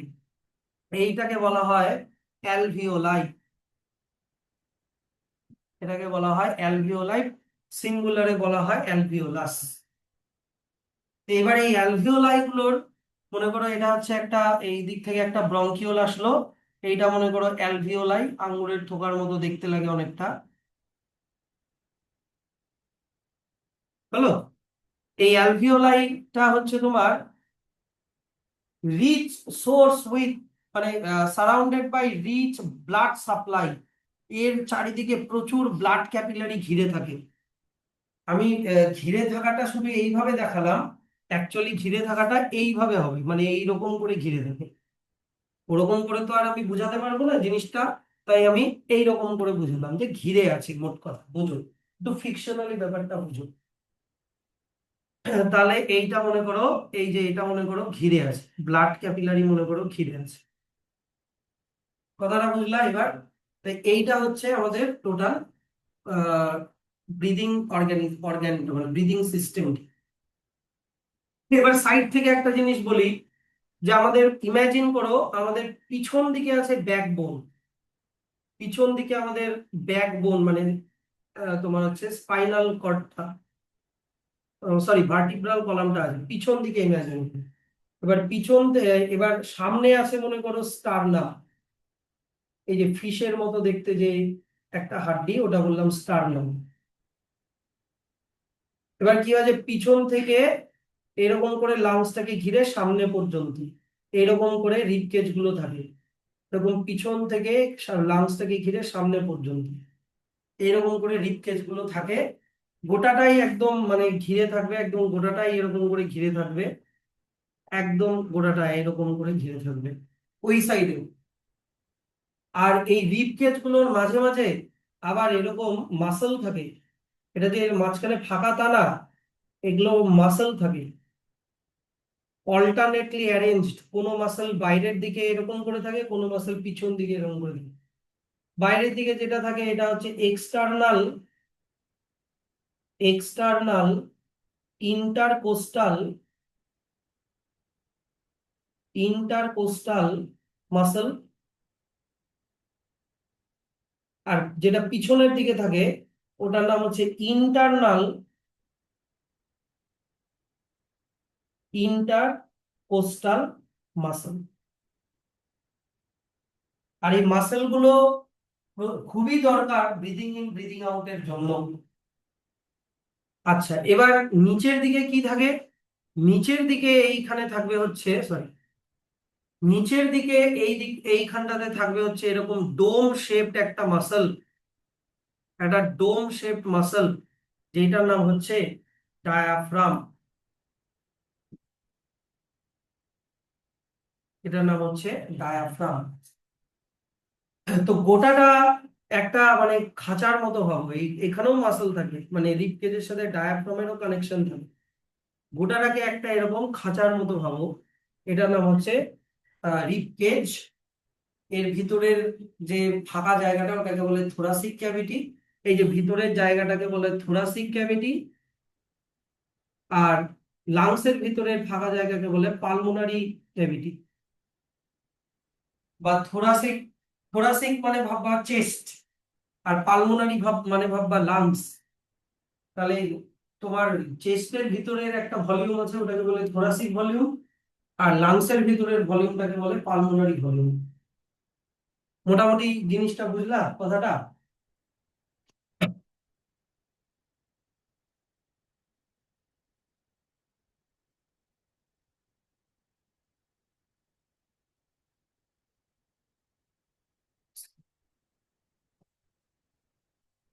এখন বুঝবে না নাকি?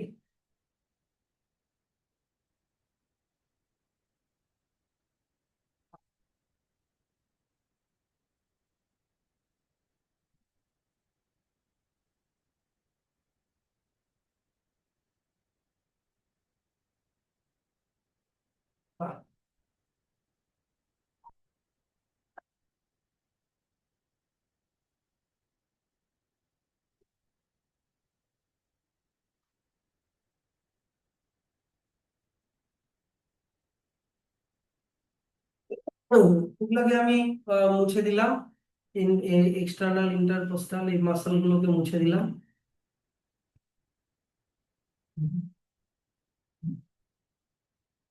ডায়াফ্রামটাকে রাখতে হবে,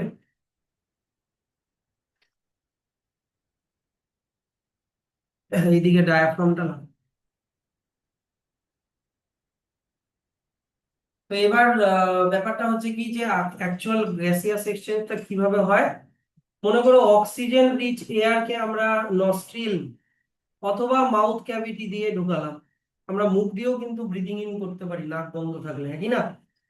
তাহলে ওটা গেল হচ্ছে ফ্যারিংসে, ফ্যারিংস থেকে গেল ল্যারিংসে, ল্যারিংস থেকে ট্রাকিয়া, গিয়া থেকে ব্রঙ্কাই, ব্রঙ্কাই থেকে ব্রঙ্কিওল, ব্রঙ্কিওল থেকে চলে গেল অ্যালভিওলাই।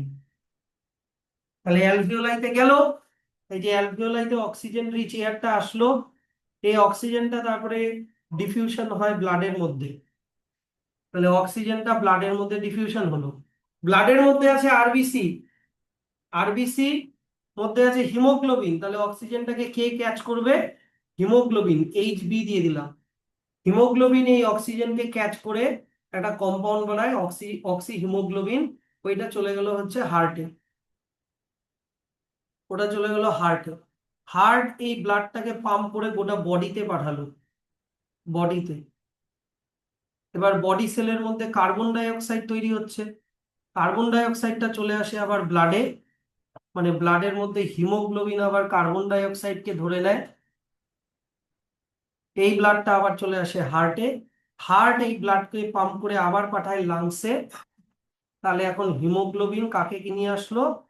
কার্বন ডাই অক্সাইডকে নিয়ে আসলো, আর কার্বন ডাই অক্সাইড এখান থেকে ডিফিউজ আউট হয়ে তোমার অ্যালভিওলাইতে চলে আসে।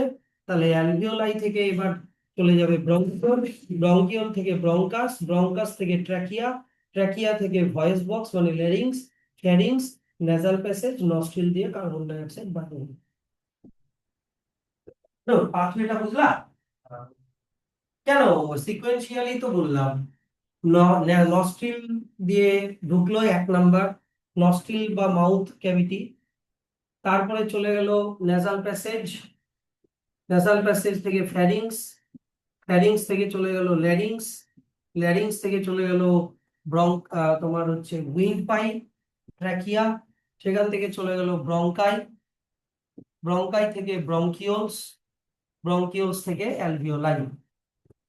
এবার অ্যালভিওলাইয়ের মধ্যে হচ্ছে তোমার অক্সিজেনটা আসলো, অক্সিজেনটা ব্লাডে ঢুকলো, ব্লাডে হিমোগ্লোবিনের সাথে লাগলো, অক্সিহিমোগ্লোবিন বলে এটাকে। এই ব্লাডটা চলে গেল হার্টে, হার্ট ওটাকে পাম্প করে গোটা বডিতে পাঠালো, বডি সেলের মধ্যে কার্বন ডাই অক্সাইড তৈরি হচ্ছে, অক্সিজেনটাকে ইউজ করার সময়, রেসপিরেশন করার সময় কার্বন ডাই অক্সাইডটা আবার চলে আসলো ব্লাডে, ব্লাডের মধ্যে হিমোগ্লোবিন ও কার্বন ডাই অক্সাইডকে ক্যাচ করে নিল, ওই ওই কার্বন ডাই অক্সাইড রিচ ব্লাডটা চলে আসলো হার্টে, হার্ট ওটাকে আবার পাম্প করে পাঠিয়ে দিল লাংসে, লাংসের অ্যালভিওলাইতে হিমোগ্লোবিন কার্বন ডাই অক্সাইডকে নিয়ে আসলো, এই কার্বন ডাই অক্সাইডটা আবার অ্যালভিওলাইতে ঢুকে গেল। এই কার্বন ডাই অক্সাইডটা তাহলে অ্যালভিওলাই, অ্যালভিওলাই থেকে ব্রঙ্কিওল, ব্রঙ্কিওল থেকে ব্রঙ্কাস, ব্রঙ্কাস থেকে উইন্ড পাইপ, উইন্ড পাইপ থেকে ল্যারিংস, থেকে ফ্যারিংস হয়ে নেজাল প্যাসেজ হয়ে নস্ট্রিল দিয়ে বাইরে বেরিয়ে গেল। এই তো এতগুলো প্রসেস মিলি সেকেন্ডসের মধ্যে হুম। এটা প্রসেস কোথায়? এটা তো, এটা প্রসেস না, এটা পাথওয়ে বললাম, পাথওয়ে। প্রসেস তো এখনো বলিনি, ব্রিদিং ইন ব্রিদিং আউটের প্রসেস তো এখনো বলিনি। ঠিক আছে, এইবার তাহলে তোমার হচ্ছে কোথায় গেল আমার,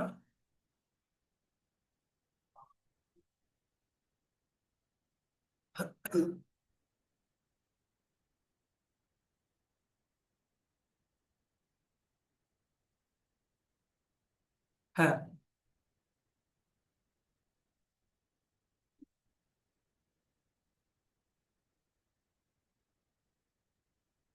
এই খালি এই জায়গাটা একটু জাস্ট মার্ক করে রাখো, আমি যেটা বুঝালাম অর্গ্যান গুলো, যে পাথওয়েটা শুধু আন্ডারলাইন করো না, নস্ট্রিল থেকে নেজাল প্যাসেজ, তারপরে ডাইরেক্ট ফ্যারিংস ল্যারিংস কে স্কিপ করে করে দিল উইন্ড পাইপ, যাই হোক, তারপরে ওখান থেকে চলে গেল লাংস।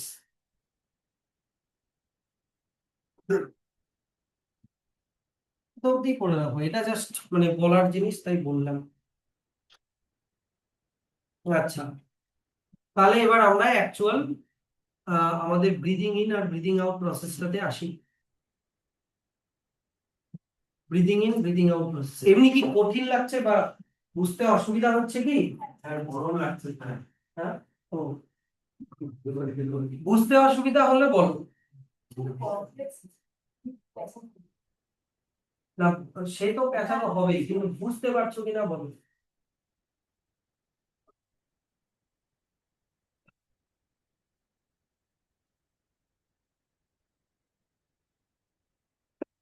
বুঝতে পারছো ঠিক তো, কৌশল? আচ্ছা, শেষ করে দিলাম কি আছে শেষ, দেখি হবে কমপ্লিট।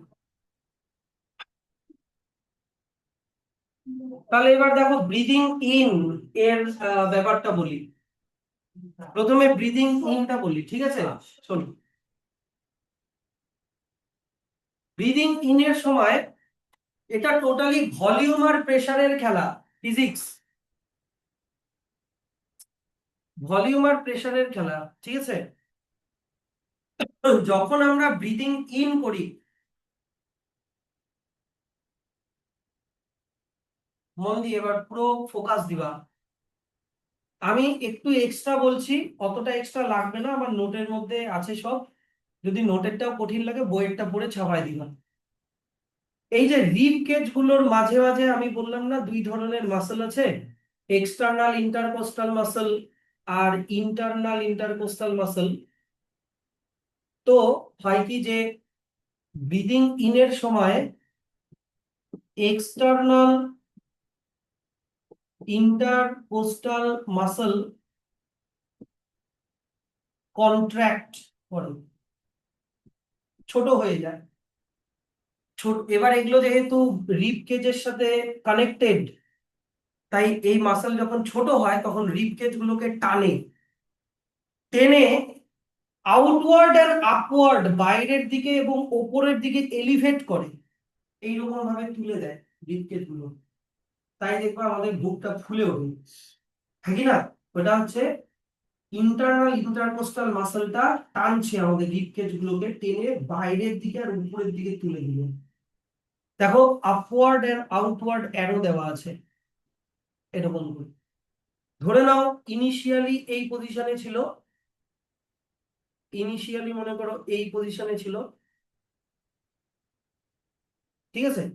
এখন আপওয়ার্ড এন্ড আউটওয়ার্ড দেখো এইরকম এই পজিশনে চলে আসলো, এই পজিশনে চলে আসলো। কথাটা বুঝলা?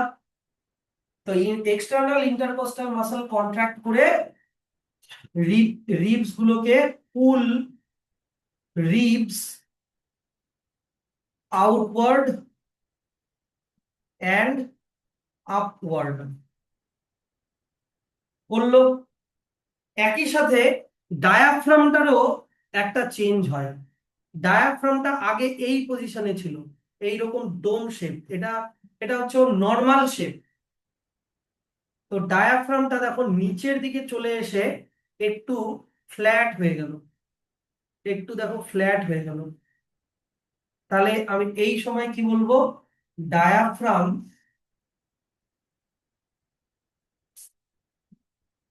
PHRAGM, ডায়াফ্রাম কন্ট্রাক্টস, এইটাকে বলে ডায়াফ্রাম কন্ট্রাক্ট হওয়া। ডায়াফ্রাম কন্ট্রাক্টস গোজ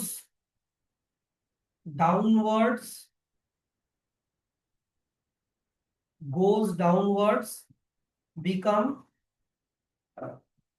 ফ্ল্যাট। একদম পুরোপুরি ফ্ল্যাট না, একটু ফ্ল্যাট হয়। এটা বুঝতে পারছো তো? তাহলে দেখো আগে আমাদের চেস্টের ভলিউম ছিল এইটুকুনি, চেস্টের ভলিউম ছিল এইটুকুনি। এখন রিব কেজ গুলো বাইরের দিকে আর ডায়াফ্রামটা নিচের দিকে চলে আসাতে ভলিউমটা হয়ে গেল এতটা। তাহলে ভলিউমটা বাড়লো, আমাদের চেস্টের ভিতরে ভলিউম বাড়লো। চেস্টের ভিতরে ভলিউমকে কি বলে বললাম? Thoracic cavity. এবার থোরাসিক ক্যাভিটি যদি বাড়ে তাহলে লাংসেরও ক্যাভিটি বাড়লো, মানে পালমোনারি ক্যাভিটিও বাড়লো। তাহলে এবার আমাকে বলো ভলিউমের সাথে প্রেসারের কি রিলেশন? জানো না? প্রেশার যখন মানে ভলিউম বাড়লে প্রেসার বাড়বে না কমবে? প্রেসার বাড়বে, কেউ বলছো কমবে। ধরে নাও একটা ঘর আছে, ওই ঘরের মধ্যে 100টা লোক আটতে পারে, বুঝতে পারছো? 100টা লোক ঢুকে আছে, একদম আঁটো ভাবে আছে। এবার তুমি ঘরের ভলিউমটা বাড়িয়ে দিলা, তাহলে ওই 100টা লোক কি আর এখন অত প্রেসার ফিল করবে? তাহলে ভলিউম বাড়লে প্রেসার কমে। কিন্তু নর্মাল ফিজিক্স যে তুমি একটা পেনের নিচ দিয়ে গুঁতা মারো আর টিপ দিয়ে গুঁতা মারো, কোনটাতে পিয়ার্স হবে? টিপ দিয়ে পিয়ার্স হবে, কারণ প্রেসার বেশি হবে এটাতে। তো ভলিউম আর প্রেসার হচ্ছে ইনভার্সলি প্রপোর্শনাল, ভলিউম আর প্রেসার হচ্ছে ইনভার্সলি প্রপোর্শনাল। তাহলে ভলিউম ইনক্রিজ তার মানে প্রেসার ডিক্রিজ। বুঝলা কথাটা এইটুকুনি? আমি যতটা সহজভাবে হয় বলে দিচ্ছি। তাহলে এখন আমার লাংসের ভিতরের প্রেসার কমে গেল, প্রেসার কমে গেল। কিসের প্রেসার? এয়ারের প্রেসার কমে গেল। কার থেকে কমে গেল? বাইরের থেকে। অ্যাটমসফিয়ারিক প্রেসার, অ্যাটমসফিয়ারিক প্রেসার যতটা ছিল তার থেকে কমে গেল। অ্যাটমসফিয়ারিক প্রেসার কত থাকে? নর্মাল সি লেভেলে থাকে 76 সেন্টিমিটার, সরি 76 mmHg, মিলিমিটার পার হাইগ্রাড, মিলিমিটার হাইগ্রাড জিয়াম। জানো তো অ্যাটমসফিয়ারিক প্রেসার mmHg দিয়ে যে মাপা হয়? তোমরা জানো কি ফিজিক্সের? হ্যাঁ আমি বায়োলজির লোক হয়ে এগুলো বেসিক ফিজিক্স জানি। তো যাই হোক mmHg এখন বোঝানোর টাইম নাই, মোট কথা এগুলা নাই, আমি তো কিন্তু এগুলা বেসিক জিনিস জানবা না। তাহলে ধরে নাও আমি বলছি যে অ্যাটমসফিয়ারিক প্রেসার 76 mmHg আর আমাদের অ্যাটমসফিয়ারিক আমাদের লাংসের ভিতরে প্রেসার কমে সাপোজ ওটা হয়ে গেল, আমি বললাম সে 65 হয়ে গেল, 65 হয়ে গেল। এবার এয়ার সবসময় কোথা থেকে কোথায় ব্লো করে? লো প্রেসার থেকে হাই প্রেসার, না হাই প্রেসার থেকে লো প্রেসার? জানো কি? ঝড় হয় যে, আর যেখানকার এয়ার গরম হয়ে উপরে উঠে যায়, আশেপাশে ঠান্ডা বাতাস ওখানে চলে আসে, তখনই স্টর্ম হয়। তাহলে হাই প্রেসার থেকে লো প্রেসারের দিকে এয়ার আসে। তাহলে প্রেসার হাই আছে বাইরে, প্রেসার লো আছে ভিতরে, তখন বাইরের থেকে এয়ার, অক্সিজেন রিচ এয়ার লাংসের ভিতরে ঢুকে। বুঝলা? তা ব্যাপারটাকে আমরা কি ভাবতাম এতদিন, যে আমরা ইনহেল করছি জন্য বুক ফুলে উঠছে, না, আমরা বুক ফুলাচ্ছি জন্য ইনহেলেশন হচ্ছে। আগে আমরা বুকটা ফুলাচ্ছি মাসল, ইন্টারকোস্টাল মাসল দিয়ে, রিব কেজ দিয়ে, ডায়াফ্রাম দিয়ে, বুকটাকে ফুলালাম, ভলিউমটাকে বাড়ালাম, প্রেসার কমলো, তখন বাইরের থেকে এয়ার ভিতরে ঢুকলো। আগে আমরা ভলিউম বাড়াই, প্রেসার কমাই, তারপরে এয়ার ঢোকে। এয়ার ঢোকে জন্য বেলুনের মতো ফুলে ওঠে না, লাংসটা বেলুন না যে এয়ার ঢোকালাম ফুলে গেল, না। আগে আমরা মেকানিক্যালি ভলিউমটাকে বাড়াই, প্রেসারটাকে কমাই, তারপরে এয়ার ঢোকে। তাহলে এইটা বুঝলাম জিনিসটা, এটা হচ্ছে ব্রিদিং ইন এর প্রসেস। তাহলে ব্রিদিং ইন, আর এবার চলে আসা হচ্ছে ব্রিদিং আউট। তো প্রিভিয়াসলি সিচুয়েশনটা এরকম ছিল, ভলিউমটা বেড়েছিল, এইরকম এইরকম ছিল। এবার কি হবে, যে আগেরটাতে যে এক্সটার্নাল ইন্টারকোস্টাল মাসল কন্ট্রাক্ট করেছিল, এবার এক্সটার্নাল ইন্টারকোস্টাল মাসল রিল্যাক্স করবে, আর ইন্টারনাল ইন্টারকোস্টাল মাসল কন্ট্রাক্ট করবে। এদের মাঝখানে যে এই যে মাসল গুলো আছে, এক্সটার্নাল ইন্টারকোস্টাল মাসল আগে কন্ট্রাক্ট করেছিল, এখন রিল্যাক্স করবে, প্লাস ইন্টারনাল ইন্টারকোস্টাল মাসল এবার কন্ট্রাক্ট করবে। কন্ট্রাক্ট করার জন্য এবার রিব কেজের আবার পজিশন চেঞ্জ হবে। রিব কেজ আগে বাইরের দিকে ছিল এরকম, এখন ওগুলো ইনওয়ার্ড এন্ড ডাউনওয়ার্ড, ওগুলো ভিতরের দিকে ঢুকে যাবে। তাহলে ribs goes inward and downward.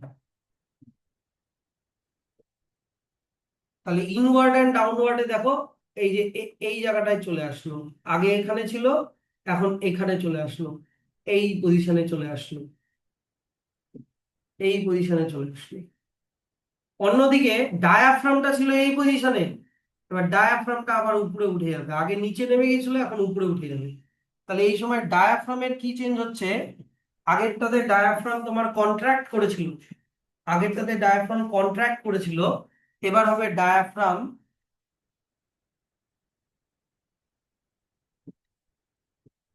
Relax করবে। ডায়াফ্রাম এক্সপ্যান্ড করে না, ডায়াফ্রাম কন্ট্রাক্ট আর রিল্যাক্স করে, এক্সপ্যান্ড কখনো করে না। ডায়াফ্রাম রিল্যাক্স হবে, গোজ নর্মাল পজিশন যেটা ছিল, গোজ আপওয়ার্ড, আপওয়ার্ডটাই হচ্ছে ওর নর্মাল পজিশন। তাহলে ডায়াফ্রামটা এখন এখানে চলে আসলো, ডায়াফ্রামটা এখানে চলে আসলো। তাহলে এবার দেখো তো, ওভারঅল ভলিউমটা, তোমার ভলিউমের কি চেঞ্জ হলো, ভলিউমটা কি হলো, বাড়লো না কমলো? এই যে আগে ছিল এইখানে, এখন হয়ে গেল এইখানে, তাহলে বাড়লো না কমলো বলো? কে বললো বাড়লো?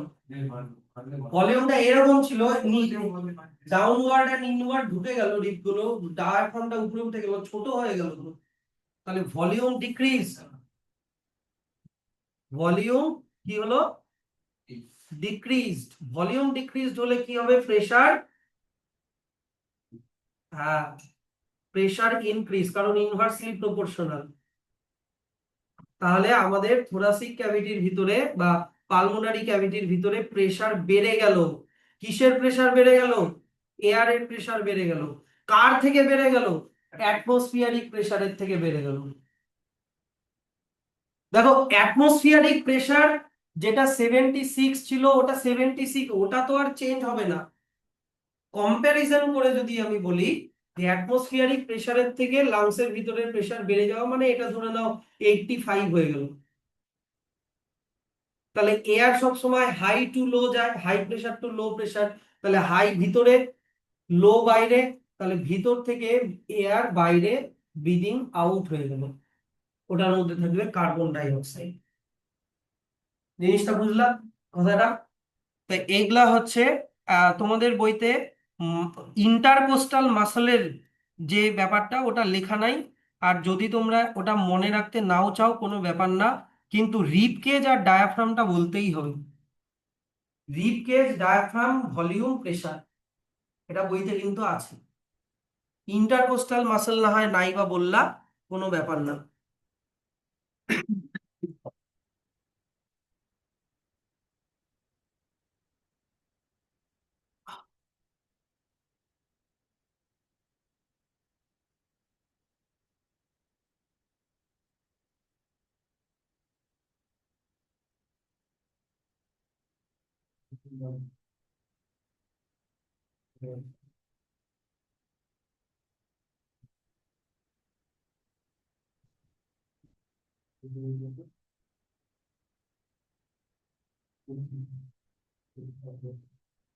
আচ্ছা, এই যে দেখো, তোমাকে আগে এই নোটটাতে কিভাবে করা আছে যে হিউম্যান রেসপিরেটরি ব্রিদিং মেকানিজম, আর কিছু পড়াবো না, হয়ে গেছে। হিউম্যান তোমার ব্রিদিং এর অর্গ্যানগুলোর নাম আমি সব দিয়ে দিয়েছি, যে তোমার হচ্ছে nostril, nasal passage, mouth cavity, pharynx, larynx, trachea, bronchi, lungs, diaphragm, ribcage সব। তারপরে দেখো ব্রিদিং ইন এর প্রসেস। প্রথমে ব্রিদিং ইন, প্রথমে দেখো diaphragm contracts and move downward, external intercostal muscle contract which elevate the rib cage outward and upward। তাহলে কি ভলিউমটা বেড়ে গেল, তাহলে কি প্রেসারটা কমে গেল। কার থেকে কমে গেল? অ্যাটমসফিয়ারিক প্রেসারের থেকে কমে গেল, তাই অ্যাটমসফিয়ারিক এয়ারটা লাংসের ভিতরে ঢুকলো স্টেপ বাই স্টেপ। আর ব্রিদিং আউট, ডায়াফ্রাম রিল্যাক্স হয়ে উপরের দিকে উঠে গেল। এক্সটার্নাল ইন্টারকোস্টাল মাসল যেটা আগে কন্ট্রাক্ট হয়েছিল এবার রিল্যাক্স হলো, এবার কি কাজ করবে? ইন্টারনাল ইন্টারকোস্টাল মাসল কন্ট্রাক্ট করলো, যেটা pull the rib cage inward and downward. ভলিউমটা কমে গেল, ভলিউম কমে যাওয়াতে প্রেসার প্রেসার বেড়ে গেল, কার থেকে? অ্যাটমসফিয়ারিক প্রেসারের থেকে। তার জন্য ভিতর থেকে এয়ার বাইরে বেরিয়ে গেল। ঠিক আছে, এইবার দেখো এইটা পাথওয়েটা দেওয়া আছে। এটা ছাড়াও আরো অ্যাডিশনাল কিছু নোটসও এটার মধ্যে আছে। এবার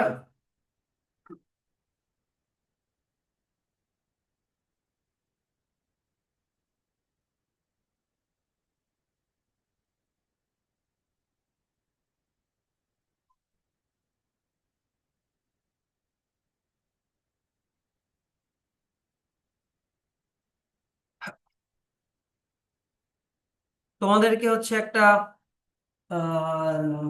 থ্রিডি ইয়ে রেখা দেখাই।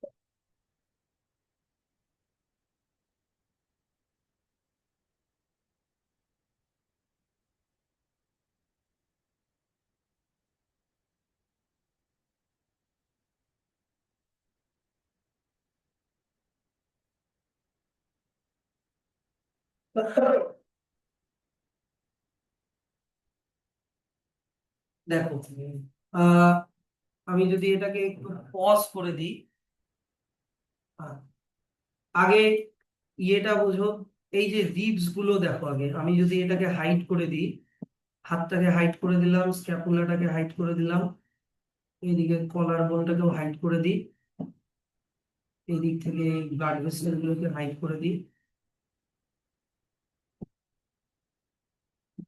হ্যাঁ, তো মোটামুটি এইখানে বুঝে যাওয়া, এই যে পিছন দিকে এই যে আমাদের এটা, এগুলো হচ্ছে ব্যাকবোন, এই ব্যাকবোন থেকে শুরু হয়েছে, এই যে এগুলো হচ্ছে রিবস, রিবস অনেকগুলো রিবস থাকে, টোটাল 12টা। পিছন থেকে শুরু হয়ে সামনে এই যে ফিশের মতো যে বোনটা, এই যে স্টারনাম, স্টারনাম পর্যন্ত এসছে। হলো, এবার এর ভিতরে স্টারনামটাকে ধরো হাইড করলাম, এটাকেও মনে করো হাইড করলাম, কয়েকটাকে একটু হাইড করে দেখাই। এই যে ভিতরে এটা হচ্ছে আমাদের লাংস, এগুলো হচ্ছে লাংসের অনেকগুলো লোবস থাকে, তো তাই এগুলোকে আলাদা আলাদা করে দেখিয়েছি। আর এইটা হচ্ছে হার্ট, দুটো লাংসের মাঝখানে এটা হচ্ছে হার্ট। আর একদম নিচের দিকে দেখো এই যে ডোম শেপড মাসল, এইটা হচ্ছে গিয়ে হয়ে গেল তোমার ডায়াফ্রাম। এইটা হচ্ছে তোমার ওভারঅল অ্যানাটমি। এবার উপর থেকে যদি দেখি, এই যে এখান থেকে শুরু করেছে এখানে, এইটা হয়ে গেল তোমার ট্র্যাকিয়া, ট্র্যাকিয়াটা ভিতরে যাচ্ছে।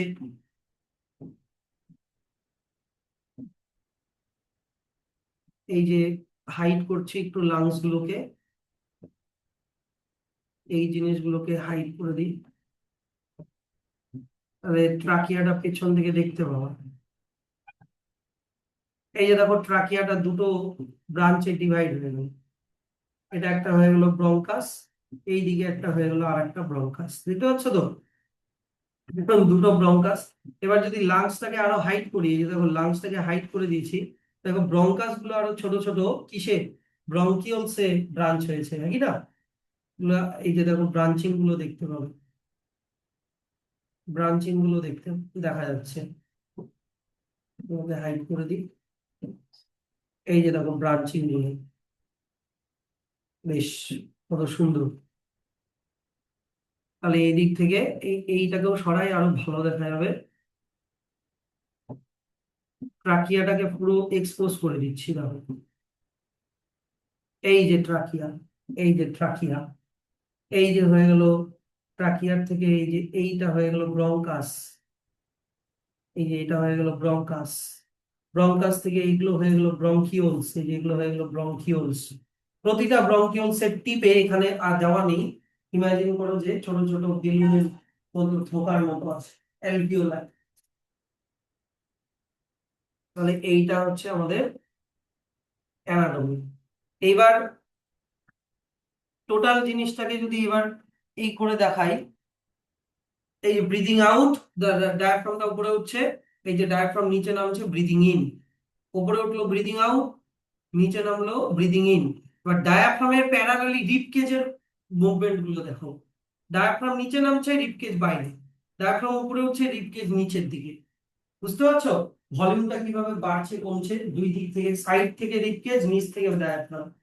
ইন্টারকোস্টাল মাসল বলে থাকবে। ইন্টারকোস্টাল মাসলটা এখানে নাই, ইন্টারকোস্টাল মাসলটা দেখালে তাহলে তোমার লাংস টাংসটা দেখানো যেত না।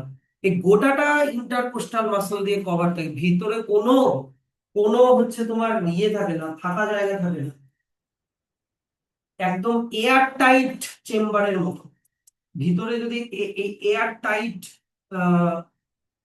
কি বলবো, এয়ার টাইট, কি বলবো, অ্যারেঞ্জমেন্টটা যদি না করা হতো, তাহলে কিন্তু প্রেসার বাড়ানো কমানো যেত না।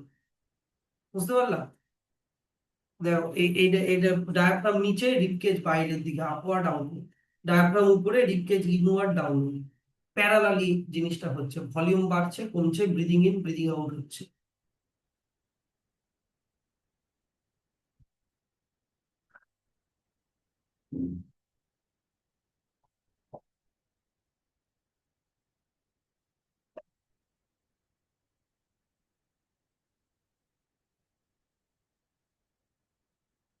তাহলে ব্রিদিং ইন ব্রিদিং আউট তোমাদের এই যে এতটাই পড়া দেওয়া থাকলো, এই যে এতটা দেওয়া থাকলো। হ্যাঁ, পরের দিন আবার রেসপিরেটরি সিস্টেম ইন হিউম্যান গোটা এর অ্যানাটমিটা হয়ে কিভাবে ব্লাড সাপ্লাইটা হয় তখন